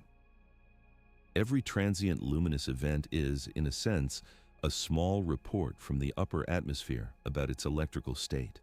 Every aurora is a report about the state of the magnetosphere and the ionosphere. Every Steve is a report about a class of electrodynamic phenomena that the older observational systems were not designed to catch. The increased visibility of these phenomena, driven by better cameras and more observers, is producing a richer data set than the one previous generations of researchers had to work with, and the data set is showing things that the previous understanding had not fully accounted for. What makes this situation more pressing, and what brings the optical story back to the broader narrative, is that the global capacity to systematically observe the upper atmosphere from space is not increasing. It is, in important respects, decreasing. The satellites and ground-based instruments that constitute the upper atmospheric observational network are aging. Some of them have already exceeded their design lifetimes. Replacements have been planned for some, but planned is not the same as launched, and funding for several key instruments has become uncertain. The observational gap that is opening just as the atmosphere appears to be doing things the previous baseline cannot describe is one of the quieter but more serious challenges facing the field. The next sections turn to that gap, to the forecasts for what comes next in the immediate term, and to what the combined picture suggests about the broader trajectory of the atmosphere over the coming years. The observational network that monitors the upper atmosphere is not a single coherent system. It is an aggregation of instruments, some on satellites, some on the ground, some on research aircraft, and some on weather balloons, that have been launched and maintained over the past several decades by different agencies in different countries, often with different scientific priorities. The result is a patchwork that, when fully operational, provides a remarkably detailed picture of what the atmosphere is doing from the surface to the lower exosphere. When the patchwork develops gaps, however, the picture becomes correspondingly less detailed, and the gaps can take years to close. The stratosphere, in particular, depends heavily on a small number of satellite instruments to maintain the continuous global observation that operational forecasting requires. The microwave LIM sounder on NASA's Aura satellite, which produced the measurements that quantified the Tonga water vapor injection, has been in orbit since 2004. The Aura satellite was originally designed for a 6-year primary mission. It has now operated for more than 2 decades. The instrument is still producing useful data, but every additional year of operation is a year past the original design lifetime, and the eventual loss of the instrument will create a gap in the observational record that no currently operating replacement is prepared to fill seamlessly. The MLS measurements are particularly important because they provide vertical profiles of water vapor, ozone, and several other key chemical species at altitudes that very few other instruments can reach. Similar concerns apply to other instruments in the upper atmospheric observational network. The atmospheric infrared sounder on NASA's Aqua satellite, the cross-track infrared sounder on the joint NASA-NOAA Suomi NPP satellite, the Special Sensor Microwave Imager Sounder series on Defense Meteorological Satellite Program satellites, and several European instruments on the METOP series all contribute to the continuous monitoring of the upper troposphere and stratosphere. Each of these systems has its own operational status, its own replacement timeline, and its own funding situation. Some replacements are well advanced, others are not.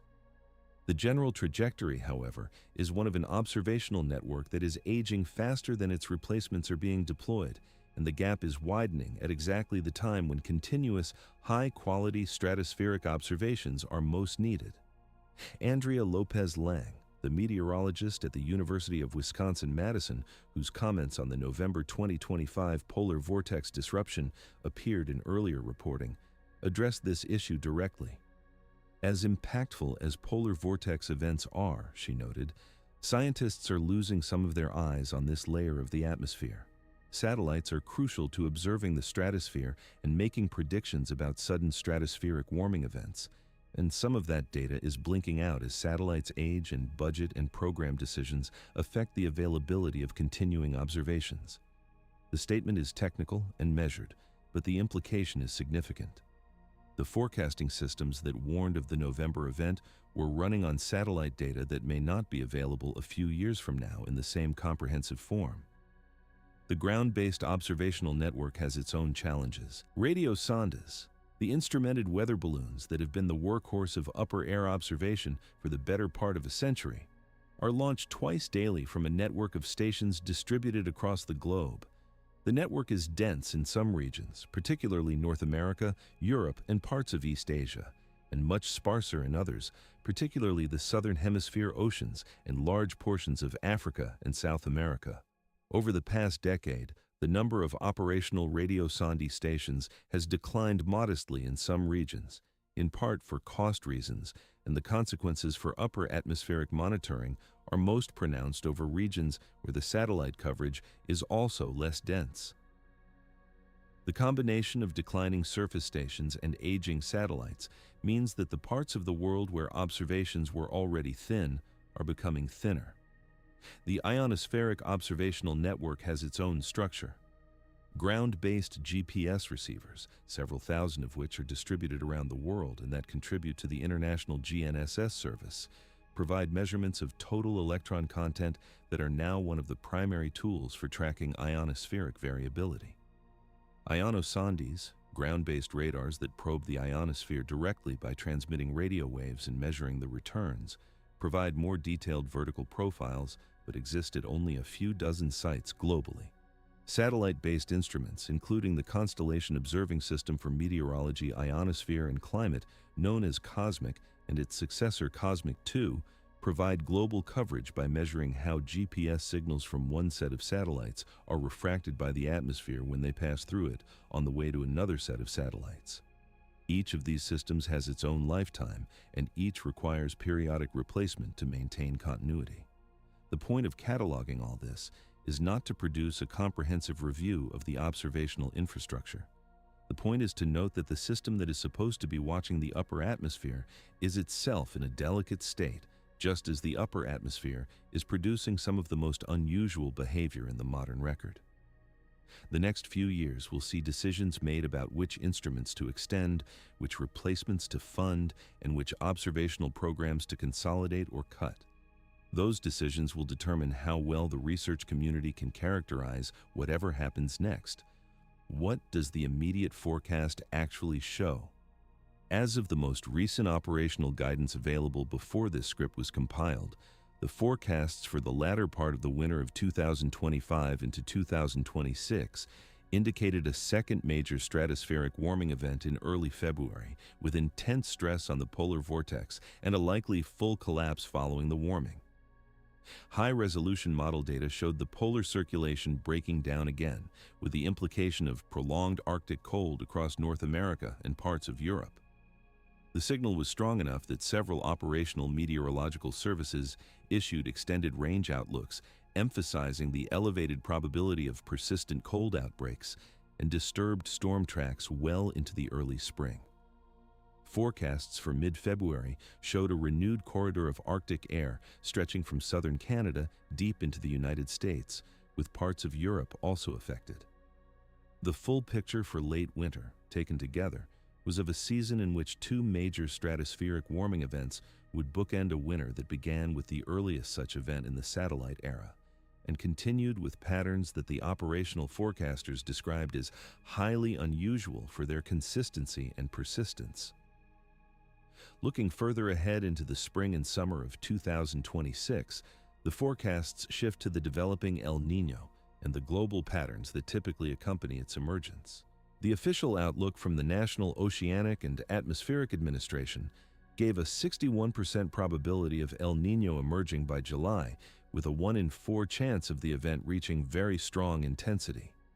The various international forecasting centers were broadly in agreement, with some giving slightly higher probabilities and some slightly lower, but all pointing toward a transition from the previous La Niña conditions to a substantial warm phase event over the course of the year.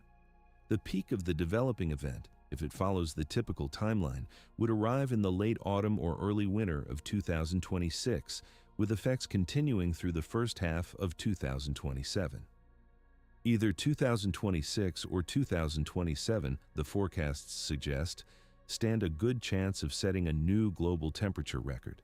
The interaction between the developing El Niño, the still elevated stratospheric water vapor from the Tonga eruption, the continuing solar cycle activity, and the surface temperature baseline that has already shifted produces a forecast picture that is unusually wide in its range of plausible outcomes. The most likely scenario, weighted toward the central tendency of the model ensembles, is a year of generally warm conditions globally, with regional drought and flood patterns broadly consistent with the canonical El Niño footprint, but with more extreme outcomes in both directions than would be typical for an El Niño event in past decades. The less likely but plausible tales of the distribution include both more severe scenarios in which the system produces extremes well beyond the historical range, and somewhat more moderate scenarios in which internal variability damps some of the expected effects. Operational forecasters generally avoid emphasizing the tails. The central tendency is the responsible communication, but the width of the distribution is itself meaningful, and the width is unusually large for a year in which a strong El Niño is developing. For the Atlantic hurricane season of 2026, the early outlooks were tentative. A developing El Niño typically produces upper-level wind patterns that suppress Atlantic hurricane activity. And a strong El Niño can produce a quieter than average season even when the underlying ocean temperatures are warm.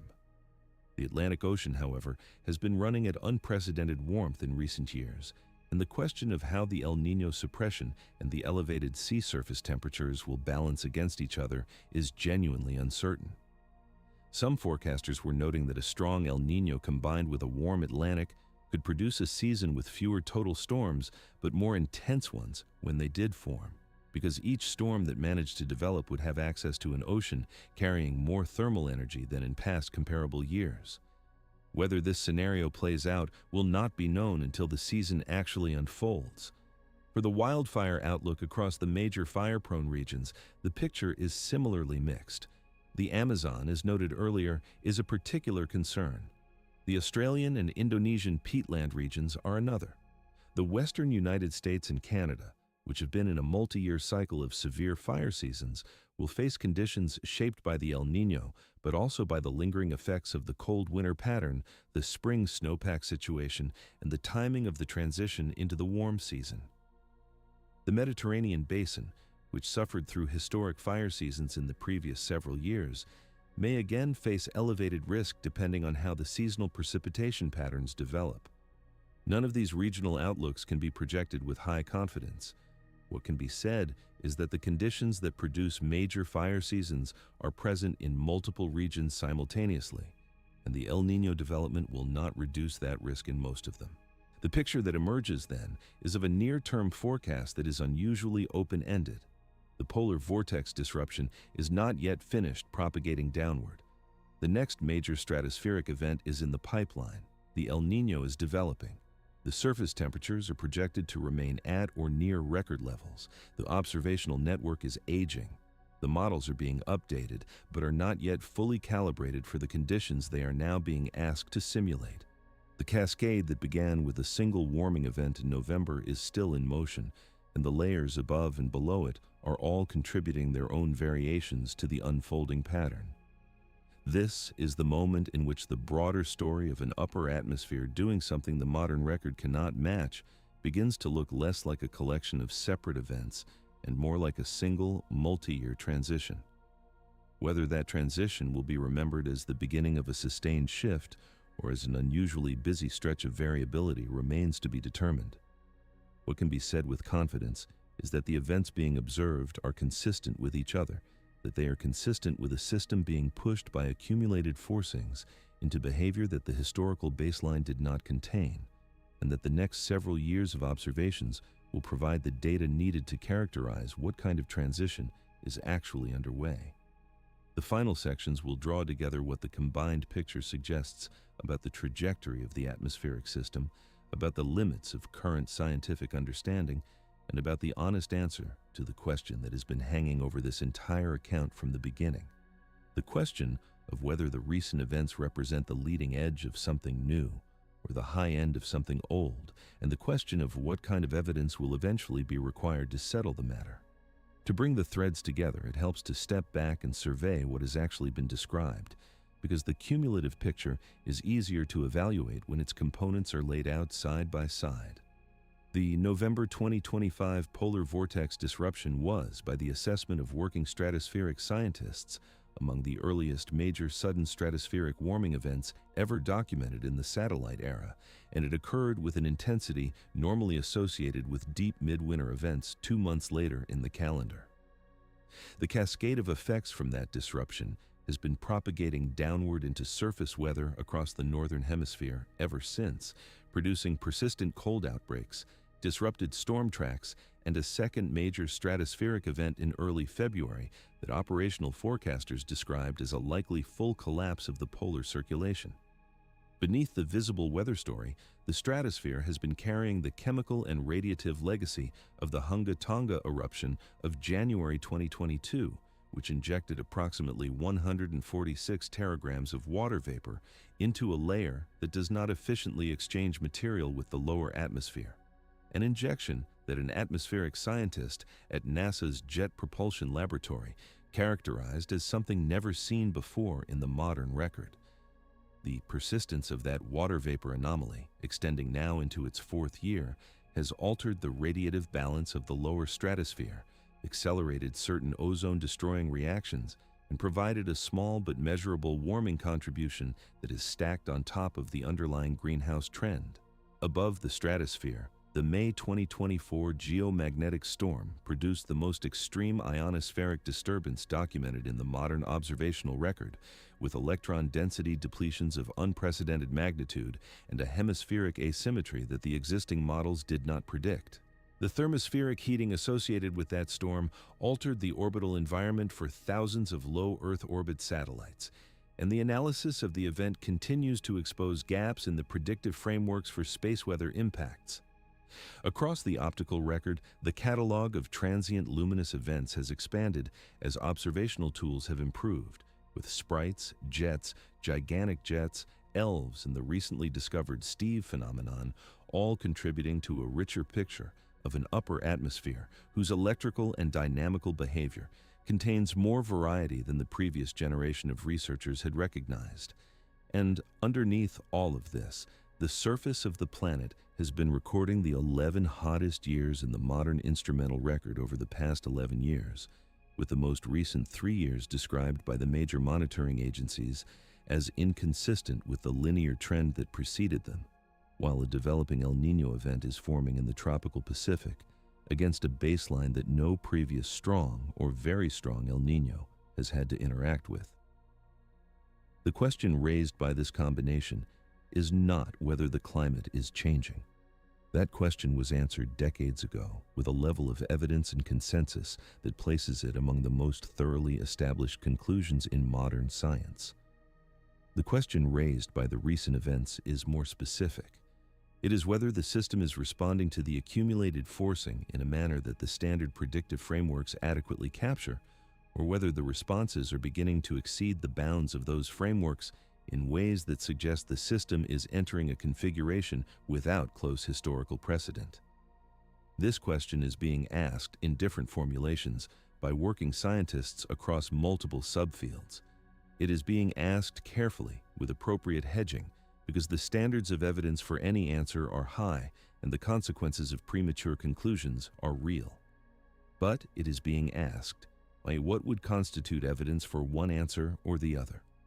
The standard scientific approach to such a question involves accumulating observations over enough time and across enough independent variables that the underlying pattern becomes statistically distinguishable from the alternatives. For the climate system, this is a slow process. A few years of unusual observations are not enough to establish a regime change. They are enough to raise the question. They are enough to motivate additional research, additional model development, and additional observational effort. They are not enough to settle the matter. The honest position of most working climate scientists, when asked directly, is that the next 10 to 20 years of observations will determine which of the available interpretations best fits the data, and that the current period is one in which the question is open in a more meaningful sense than it has been at any previous point in the modern instrumental record. This is an uncomfortable position to communicate to the public because it does not produce the kind of clean narrative that public communication tends to favor. The story is not that the climate has tipped into a new state. The story is that the climate may or may not be in the process of tipping, that the evidence is suggestive but not conclusive, that the answer will become clearer over a timescale of years to decades, and that in the meantime, the operational forecasting systems are doing their best to project forward using tools that were calibrated on a different set of background conditions. This is the language of working science, and it is honest. It is also less satisfying than the alternatives, which tend either toward dismissal of the recent events as ordinary variability or toward dramatic claims that the system has already crossed the threshold. The truth, as best as the working community can characterize it, sits in the middle, in a region of uncertainty that is wider than usual, but not infinitely wide. What does it mean, practically, to live in such a period? It means that the operational forecasts for the next several years will carry larger uncertainty bands than the forecasts of the previous decades. It means that extreme events will likely continue to occur with a frequency and magnitude that the historical statistics do not fully predict. It means that the infrastructure built on assumptions about normal weather, normal sea levels, normal storm tracks, and normal seasonal patterns will face stresses that the design specifications did not anticipate. It means that the planning horizons used by water managers, agricultural systems, energy providers, insurance markets, and emergency response agencies will need to be reevaluated against a baseline that is no longer stationary. None of these are speculative claims. They are statements about the practical implications of a system whose statistical properties are shifting, regardless of whether the shift eventually proves to be a transient excursion or a transition to a new state. The atmosphere itself will continue to do what it has always done. It will respond to the forcings applied to it, both internal and external, and it will produce weather and climate as the outcome of those responses. The patterns it produces will continue to be observable, to be measurable, to be analyzed. The scientific enterprise that is built up over the past century and a half to study atmospheric behavior will continue to operate, using the tools available and developing new tools as needed. What is changing is not the existence of the atmosphere or the existence of the science. What is changing is the relationship between the observations and the frameworks that have been used to interpret them. The frameworks were built on a particular configuration of forcings and a particular envelope of internal variability. Both of those have been shifting, and the rate of shift in recent years has been faster than the previous decades would have predicted. The November 2025 polar vortex disruption was, in this view, not the cause of the broader story we have been tracing. It was a symptom. It was one of many indicators that the system is producing behavior at or beyond the edges of its previous envelope, and that the indicators are clustered in time and across different parts of the system in a way that suggests they share underlying drivers. The El Niño that is developing will be another indicator. The next geomagnetic storm will be another. The next stratospheric event after the February 2026 warming will be another. Each individual event will be analyzed on its own terms, and each will contribute its small piece of data to the larger picture. Over time, the picture will either resolve into something recognizable as a new regime, or it will resolve back into the existing one, or it will resolve into something that the available categories do not yet name. There is no satisfying conclusion to offer at the present moment, because the situation has not reached a conclusion.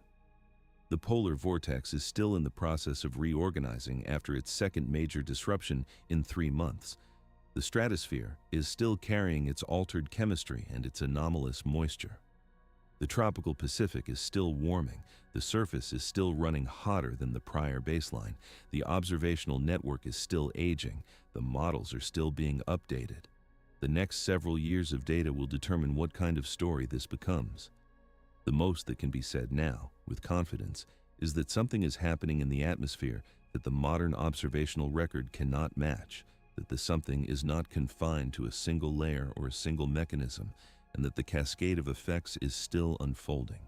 The phrase that recurs in the recent literature, when scientists allow themselves a slightly less guarded formulation, is that the atmosphere is teaching us its own limits, the limits of our models, the limits of our observational networks, the limits of the historical baselines against which we have been measuring change, the limits of the predictive frameworks that have served well for previous decades, but that are now being asked to handle conditions for which they were not specifically calibrated.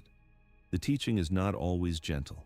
The lessons arrive in the form of events like the November vortex disruption, the Tonga water vapor injection, the May 2024 geomagnetic storm, the record surface temperatures, and the developing Super El Nino. Each event arrives with its own data, and each event reveals what the previous framework did not anticipate. What comes next, in any specific sense, cannot be projected with the kind of confidence that would allow for definitive statements. The forecasts are wider than usual. The models are being updated faster than usual. The questions being asked at scientific conferences are sharper than usual. The honest summary of the current scientific position is that the system is in a state of accelerated change, that the change is producing observable consequences across multiple layers of the atmosphere, that those consequences are interacting with each other in ways that the existing frameworks do not fully capture, and that the next phase of the change is already underway. The polar vortex disruption was an early signal. The February event reinforced it. The El Niño will amplify it. What follows after that will be determined by the interaction between the developing forcings and the internal dynamics of a system that has demonstrated repeatedly over the past 4 years that it is capable of behavior the historical record did not contain. The atmosphere just did something nobody alive has ever seen. The cascade of effects from that something is far from over. The story that the next decade of observation will tell is being written in real time by the system itself. And the most honest answer to the question of what that story will say when it is finished is that we do not yet know. We are watching it happen. We are recording what we can. We are updating our frameworks as the data arrives. And we are, for the first time in the modern era of atmospheric science, in a position where the most important question we can ask about the atmosphere is also the question we are least able to answer with confidence. What is it going to do next? That, more than any specific prediction, is the conclusion the recent observations support. Not certainty about what is coming. Not a clean narrative of cause and effect. A measured recognition that the system is producing behavior outside the bounds of the recent past, that the producing has not stopped, and that the next years of observation will determine whether the recent events represent the high end of the old configuration or the leading edge of a new one. The instruments are still watching, the data is still arriving, the atmosphere is still moving. And the most consequential question in modern climate science is, at this moment, an open one. There is one more dimension to the story that has not yet been fully developed, and it concerns the role of the deep ocean in shaping what the atmosphere will do over the coming decade. Most public discussion of the climate system treats the atmosphere as the primary actor, with the ocean appearing as a passive partner that absorbs heat and releases it back during events like El Niño. This framing is not wrong, but it understates the active role that ocean circulation plays in setting the boundary conditions within which the atmosphere operates. To understand why the recent atmospheric anomalies have been clustering the way they have, and to understand what the next phase may look like, it helps to consider what the ocean has been doing during the same multi-year window. The global ocean absorbs roughly 90% of the excess energy trapped in the climate system by greenhouse gases. Without that absorption, the atmosphere would have warmed far more rapidly than it has, and the surface temperature record would look very different. The mechanism by which the ocean absorbs that energy is straightforward at the surface. Warm air heats the upper few meters of the ocean directly, and turbulent mixing driven by wind and waves carries some of that heat downward into the upper 100 meters or so. But the deeper transport, the movement of heat from the surface layer into the intermediate and deep layers of the ocean, depends on circulation patterns that operate on timescales of years to centuries. When those patterns change, the rate at which heat is sequestered in the deep ocean changes, and the fraction of the excess energy that remains available to warm the surface and the atmosphere changes correspondingly. The Atlantic meridional overturning circulation, which we mentioned briefly in an earlier section, is one of the major components of this deep transport system. In its present configuration, warm surface water flows northward across the equator into the North Atlantic, releasing heat to the atmosphere as it moves into higher latitudes, becoming denser as it cools and as evaporation increases its salinity, and eventually sinking in the Nordic Seas and the Labrador Sea to form deep water that flows southward at depth. The circulation is sometimes described as a global conveyor belt, although the actual three-dimensional pattern is more complex than that metaphor suggests. The total volume transported by the overturning circulation is enormous, roughly 15 to 20 million cubic meters of water per second across key sections, and the heat carried by that transport is a significant fraction of the total poleward energy flux in the Northern Hemisphere. For more than a decade, observational programs have been monitoring the strength of this circulation using instrumented arrays of moorings deployed across key latitudes. The longest of these is the Rapid Array, deployed across the Atlantic at 26.5 degrees north, which has been measuring the overturning continuously since 2004. The data from RAPID and from related observational programs has shown variability on multiple timescales, with substantial year-to-year fluctuations superimposed on a longer-term trend. The most recent analysis suggests that the circulation has been weakening, although the magnitude of the weakening and its statistical significance against the background of natural variability are still being debated. Some published estimates, drawing on a combination of direct observations and indirect proxies derived from sea surface temperature patterns, suggest that the circulation in the 20th century was weaker than at any point in the previous millennium, and that it has continued to weaken in recent decades. The implications of a sustained weakening of the Atlantic overturning circulation extend well beyond the Atlantic itself. The redistribution of heat associated with the circulation affects atmospheric temperature gradients between low and high latitudes, which in turn affects the strength and position of the jet streams. A reduction in the northward transport of heat by the ocean would, all else being equal, increase the temperature contrast between the tropics and the high latitudes in some configurations and decrease it in others, depending on how the system responds. The specific response is one of the active research questions in climate dynamics, and the projections from different models do not fully agree on the details. What the models do agree on is that a substantial weakening of the overturning would alter the climate of regions far removed from the Atlantic itself, including the African and Asian monsoons, the position of the intertropical convergence zone, and the patterns of rainfall across Europe and eastern North America. This connects back to the broader story of the recent atmospheric anomalies in a specific way. The North Atlantic, over the past several years, has been experiencing some of the most pronounced ocean temperature anomalies in the modern record.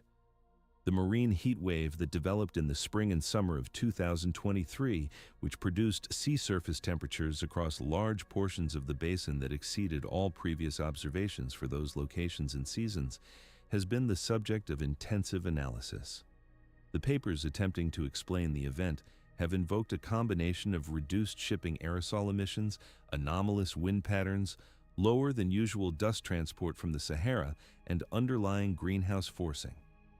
The combination of these factors has been characterized as sufficient to explain the observed anomaly, but only just, and several of the analyses have noted that the event sits at the extreme edge of what the combined factors would be expected to produce. Subsequent years have continued to show elevated North Atlantic temperatures, although not at the same extreme levels as the 2023 peak. A warm North Atlantic produces specific effects on the atmospheric circulation over the basin and the regions downwind. It influences the position of the jet stream as it crosses from North America into Europe. It alters the energy available for tropical cyclones that develop in the western part of the basin. It modifies the moisture availability for storm systems crossing into Europe, with implications for both winter precipitation and summer drought. And it interacts with the polar vortex variability we have been discussing. Because the temperature contrast between the warming subtropics and the relatively slower warming high latitudes is one of the factors that shapes the wave activity that propagates upward into the stratosphere. A persistently warm North Atlantic is, in this sense, one of the boundary conditions that has been favoring the kind of stratospheric behavior we have been observing. The Pacific has its own ocean circulation story, distinct from the Atlantic but no less consequential. The Pacific decadal oscillation is a pattern of sea surface temperature variability that operates on timescales of a decade or more, with phases that favor either warmer or cooler conditions across large portions of the North Pacific. The current phase, which has been operating in roughly its present configuration for several years, has been associated with patterns that favor certain kinds of weather across western North America. Superimposed on this longer-term variability is the more familiar El Niño Southern Oscillation, which we have already discussed in detail. The interaction between these two patterns, and between both of them and the underlying warming trend, produces a Pacific that is itself in a state that the historical record does not closely match. The developing El Niño will play out against this background, with consequences that will be more difficult to project than they would have been against a more historically familiar Pacific. The Indian Ocean, the Southern Ocean, and the Arctic Ocean each have their own circulation patterns and their own anomalies, and a comprehensive treatment of all of them would extend this account well beyond its current scope. The general point is that the ocean is not a passive component of the system. It is an active component with its own internal dynamics, and those dynamics are themselves responding to the accumulated forcing in ways that the historical baselines do not fully describe. The atmosphere we have been describing, with its disrupted polar vortex and its altered stratospheric chemistry and its unusual ionospheric responses, is operating over an ocean that is also doing things outside the previous envelope. The two systems are coupled, and the coupling means that anomalies in one tend to reinforce or amplify anomalies in the other. The Arctic deserves a brief separate treatment because the changes there have been particularly pronounced and because they connect directly to the polar vortex story. Arctic sea ice extent at the end of the summer melt season has declined substantially over the past several decades, with the late summer minimums in recent years among the lowest in the satellite record. The thickness of the remaining ice has also declined, with the multi-year ice that historically dominated the central Arctic largely replaced by thinner, younger ice that grows and melts on annual cycles. The result is an Arctic Ocean that exposes more open water during the late summer and early autumn than it did in past decades, and that open water absorbs more solar radiation than the reflective ice surface it replaces, contributing to a feedback that has been one of the major drivers of the disproportionate warming observed in the Arctic. The disproportionate warming of the Arctic, sometimes called Arctic amplification, has implications for the polar vortex and for the wave activity that disturbs it. The temperature contrast between the Arctic and the mid-latitudes is one of the gradients that drives the polar jet stream. A weakening of that contrast due to faster Arctic warming has been associated by some research with a wavier, slower jet stream that allows more Rossby wave energy to propagate upward into the stratosphere. The relationship is not fully settled in the scientific literature, and the evidence for a robust connection between Arctic amplification and stratospheric variability is still being developed. But the relationship is plausible on dynamical grounds, and it provides a candidate mechanism by which the surface warming pattern of recent decades could be contributing to the kind of stratospheric behavior we have been documenting. What ties all of this together, when viewed at the largest scale, is the recognition that the climate system is a single integrated entity, with components that interact on every timescale and across every spatial scale, and that perturbing any single component sufficiently will produce responses throughout the rest of the system. The greenhouse forcing of the past century and a half has perturbed the system substantially, and the responses are now manifesting not as a smooth, uniform warming, but as a complex pattern of anomalies that are clustered in specific regions, specific layers, and specific timescales.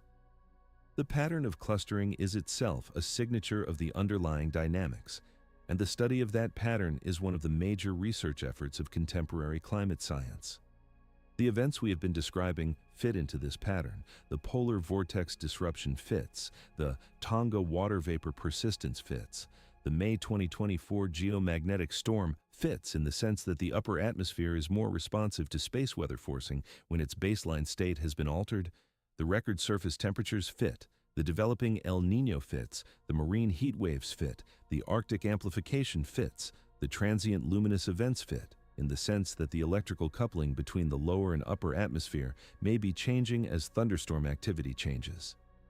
None of these is an isolated phenomenon. All of them are connected through the integrated dynamics of the climate system to the broader pattern of accelerating change that has been documented across multiple lines of evidence over the past several decades.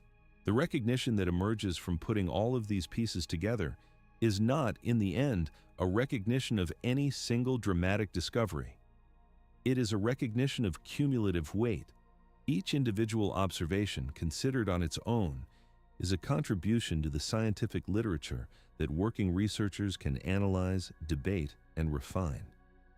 The cumulative weight of many such observations, accumulating in different parts of the system over the same multi-year window, is what has shifted the broader scientific conversation. The conversation is no longer primarily about whether the climate is changing.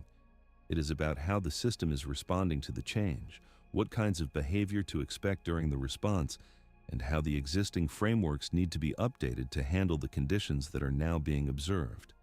This is the framework within which the November 2025 polar vortex disruption and everything that has followed from it should be understood, not as an isolated event, not as a freak occurrence, not as a definitive marker of any particular threshold being crossed, but as one signal among many that the system is in a phase of accelerated change, that the change is producing observable consequences across multiple components, and that the next phase of the change is already in motion. The story of what comes next is not a story that can be told in advance. It is a story that will be written by the system itself and that will become legible to us only as the observations accumulate. The instruments are still watching. The atmosphere is still doing what it is doing. The cascade has not stopped. And the question of what the next decade will reveal is, at this moment, the question that the entire field of atmospheric and climate science is preparing to spend the coming years answering. The answer will be measured, recorded, analyzed, and eventually integrated into the next generation of understanding. Whatever it turns out to be, it will be informed by what we have already observed, and what we have already observed is enough to know that the atmosphere is no longer behaving exactly the way the previous generation of frameworks would have predicted. The departure is documented. The departure is widening. And the most important work of the coming years for the scientists who study these systems will be to characterize the new behavior with the same care that the old behavior was characterized, so that the predictive tools of the future are built on observations of the system as it actually is, not as it used to be. That is the conclusion that the recent observations support, not a prediction of any specific outcome, a recognition that the system is teaching us in real time what it is now capable of doing, and a commitment to keep watching, keep measuring, and keep updating our understanding as the lessons continue to arrive. The atmosphere just did something nobody alive has ever seen. The cascade of effects is still in motion, and what comes next will be told eventually by the data itself. If the data is going to tell the story, the question becomes who will be in a position to listen to it and what tools they will have available when they do. The answer to that question is not as straightforward as it might appear, because the infrastructure of atmospheric science is more fragile than the public discussion of climate change generally acknowledges. The satellites, the ground-based networks, the supercomputing centers that run the global models, the radio sonde launches, the ocean monitoring arrays, the ionospheric stations, the LIDAR facilities, the research aircraft, the polar research bases, and the people who operate all of these systems together constitute a global observational enterprise that has been built up incrementally over more than a century. The enterprise produces the data on which the predictive frameworks depend. Without the data, the frameworks become guesswork, and the question of what the atmosphere is going to do next becomes unanswerable in any rigorous sense. The fragility of this enterprise is not always obvious from outside. The major satellite missions appear, from the press releases that announce them, to be permanent features of the observational landscape. In reality, each satellite is a finite resource with a finite operational life, and the replacement programs that extend the continuity of observations require years of advanced planning, sustained funding, and successful launches. When any of these elements fails, the continuity breaks, and the resulting gap in the observational record can take a decade or more to fully recover from. The European Space Agency, the Japan Aerospace Exploration Agency, the Indian Space Research Organization, the Chinese National Space Administration, and several other national agencies each contribute pieces to the global observational system alongside the United States. The coordination among these agencies has historically been one of the quiet successes of international scientific cooperation, with data shared across borders under agreements that long predate the current geopolitical climate.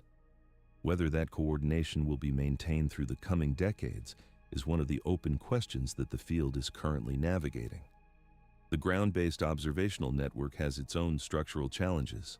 The radio sonde stations that have provided twice-daily profiles of temperature, humidity, and wind through the troposphere and lower stratosphere for nearly a century are maintained by national meteorological services, with operating budgets that are subject to political and economic pressures.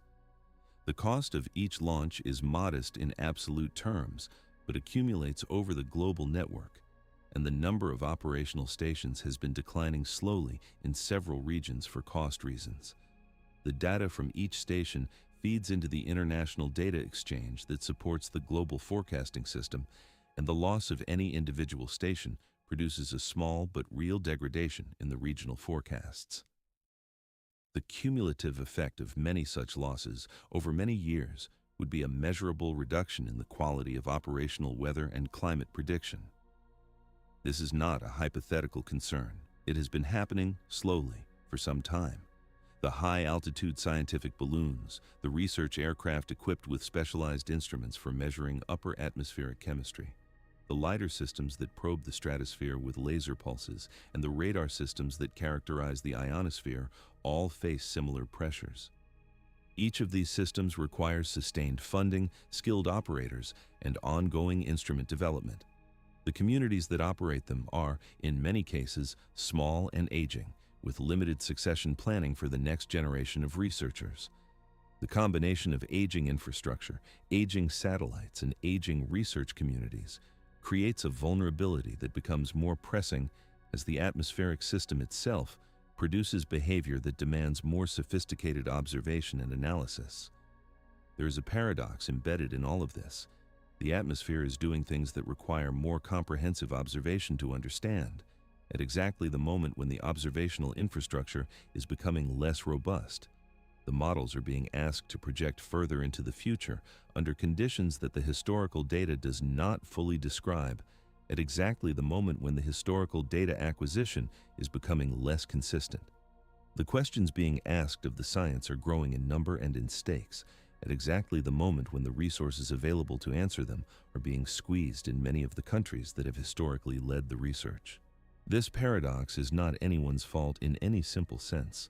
It is a structural feature of how scientific infrastructure tends to be funded, with budgets responsive to short-term pressures and observational systems requiring long-term commitment. But the consequences of the paradox will be felt in the coming decades in the form of weaker forecasts, larger uncertainties, and a slower rate of scientific progress on questions that demand timely answers. Within this constrained environment, the working scientific community continues to operate with a level of dedication that does not always translate into public visibility.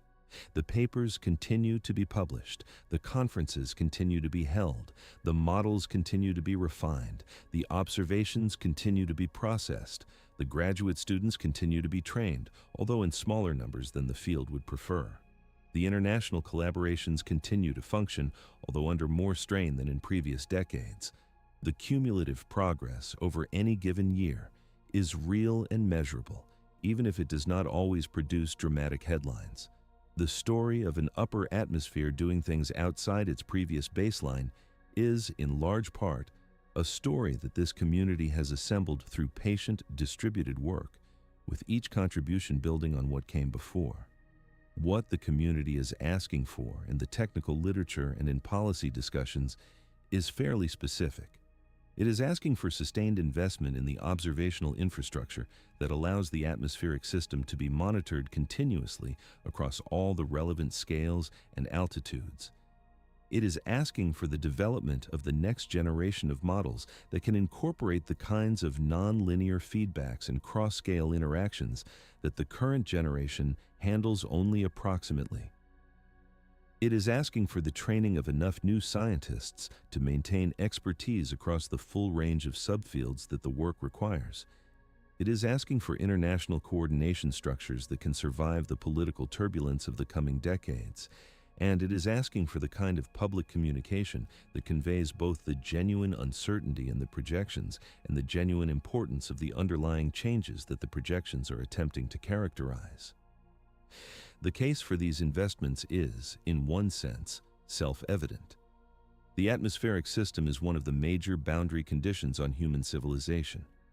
Knowing what it is going to do with as much precision as the science allows is one of the more valuable kinds of knowledge a society can have. The cost of the observational infrastructure is small compared to the value of the information it produces, and the cost of failing to maintain it would be substantial. paid in the form of poorer forecasts, less accurate projections, and a reduced ability to anticipate the consequences of decisions made on the basis of those projections. This case is made repeatedly in formal reports and in informal discussions by the scientific organizations that represent the field. Whether it is heard and acted on is a separate question. In the meantime, the work continues. The November 2025 polar vortex disruption is being analyzed in detail, with papers in preparation that will characterize its dynamics, its triggers, and its downstream consequences. The Tonga water vapor injection continues to be tracked, with new measurements arriving regularly from the satellite instruments that monitor stratospheric composition. The May 2024 geomagnetic storm has generated a substantial body of literature, with new papers continuing to appear that refine our understanding of how the ionosphere responds to extreme space weather. The El Niño developing in the tropical Pacific is being monitored by the ocean observation networks that have been refined and expanded over the past several decades, providing real-time data on the evolving conditions. Each of these monitoring efforts contributes to the broader picture, and each of them depends on the infrastructure that the community is working to maintain. The picture that emerges from all of this work is not a picture of impending catastrophe in the sense that some public discussion of climate change has framed it. Nor is it a picture of business as usual that justifies complacency. It is a picture of a system in transition, with the rate and the destination of the transition still being determined by the interaction between the forcings being applied to it and the internal dynamics that respond to those forcings. The transition is real. It is documented. It is producing consequences that are observable in the data. It is also, in important respects, still in its early stages, with the most significant developments potentially still ahead.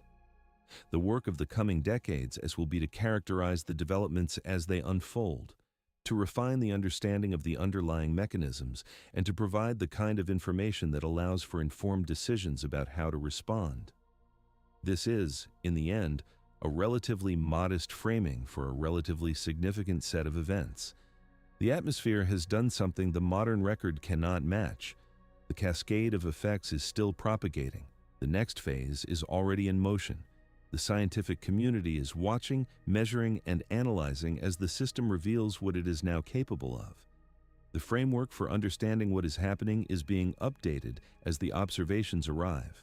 The infrastructure that supports the watching and the measuring and the analyzing is under pressure, but still functional. The questions being asked are sharper than they have been at any previous point in the modern era. The answers will come eventually as the data accumulates. There is one final observation worth making before bringing this account to a close. The history of atmospheric science is, in important respects, a history of the gradual recognition that the atmosphere is more complex, more dynamic, and more responsive to forcing than the previous generation of researchers had appreciated. Each major advance in the field has involved the discovery that some aspect of the system that had been treated as static or predictable was in fact variable and surprising. The discovery of the ozone hole in the 1980s was one such advance. The discovery of the sudden stratospheric warming phenomenon in the mid-20th century was another. The discovery of transient luminous events in the late 1980s was another. The recognition of the Atlantic meridional overturning circulation as a major component of the climate system was another. Each of these discoveries required revisions to the existing frameworks, and each revealed that the atmosphere was capable of behavior that had not been previously catalogued.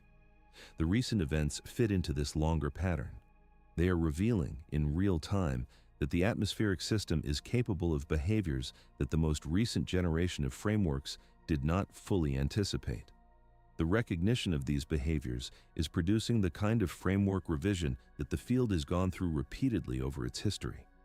The pace of revision is faster now than it has been in past decades, because the rate of change in the underlying system is faster, and the consequences of the revisions are more pressing, because the practical applications of atmospheric science are more central to modern life than they have ever been. But the basic process, the iterative refinement of understanding through the integration of new observations, is the same process that has always defined the field. It will continue to define the field as the next phase of the transition unfolds. The atmosphere just did something nobody alive has ever seen. The cascade of effects is far from over. The science is working to characterize what is happening with the tools available on the timescales the data requires. The next several years will determine which interpretations of the recent events best fit the accumulating evidence and which projections of the coming decades best capture what the system is actually going to do. None of this is settled, all of it is being worked on, and the story that emerges when enough time has passed for the patterns to become clear will be one of the most consequential scientific stories of the present century. The work of telling that story is already underway, in the laboratories and observatories and computing centers and field stations where the people who study these systems are doing what they have always done. They are watching the atmosphere, they are recording what it does, and they are preparing as carefully as the available tools allow to understand what it is becoming. That is where the account leaves off, not at a conclusion, but at a continuation. The cascade is in motion, the observations are arriving. The frameworks are being updated. The atmosphere is doing what it is doing, and the science is doing what it can to keep up. What the next chapter will say depends on what the system reveals as the coming years unfold, and on whether the infrastructure that allows the revelation to be recorded can be maintained at the level the work requires. Both of those are open questions. Both will be answered in time, and both will shape the understanding that the next generation of atmospheric scientists will inherit when they begin their own work on a system that has, over the past 4 years, demonstrated repeatedly that it has more to teach than the previous frameworks were prepared to learn.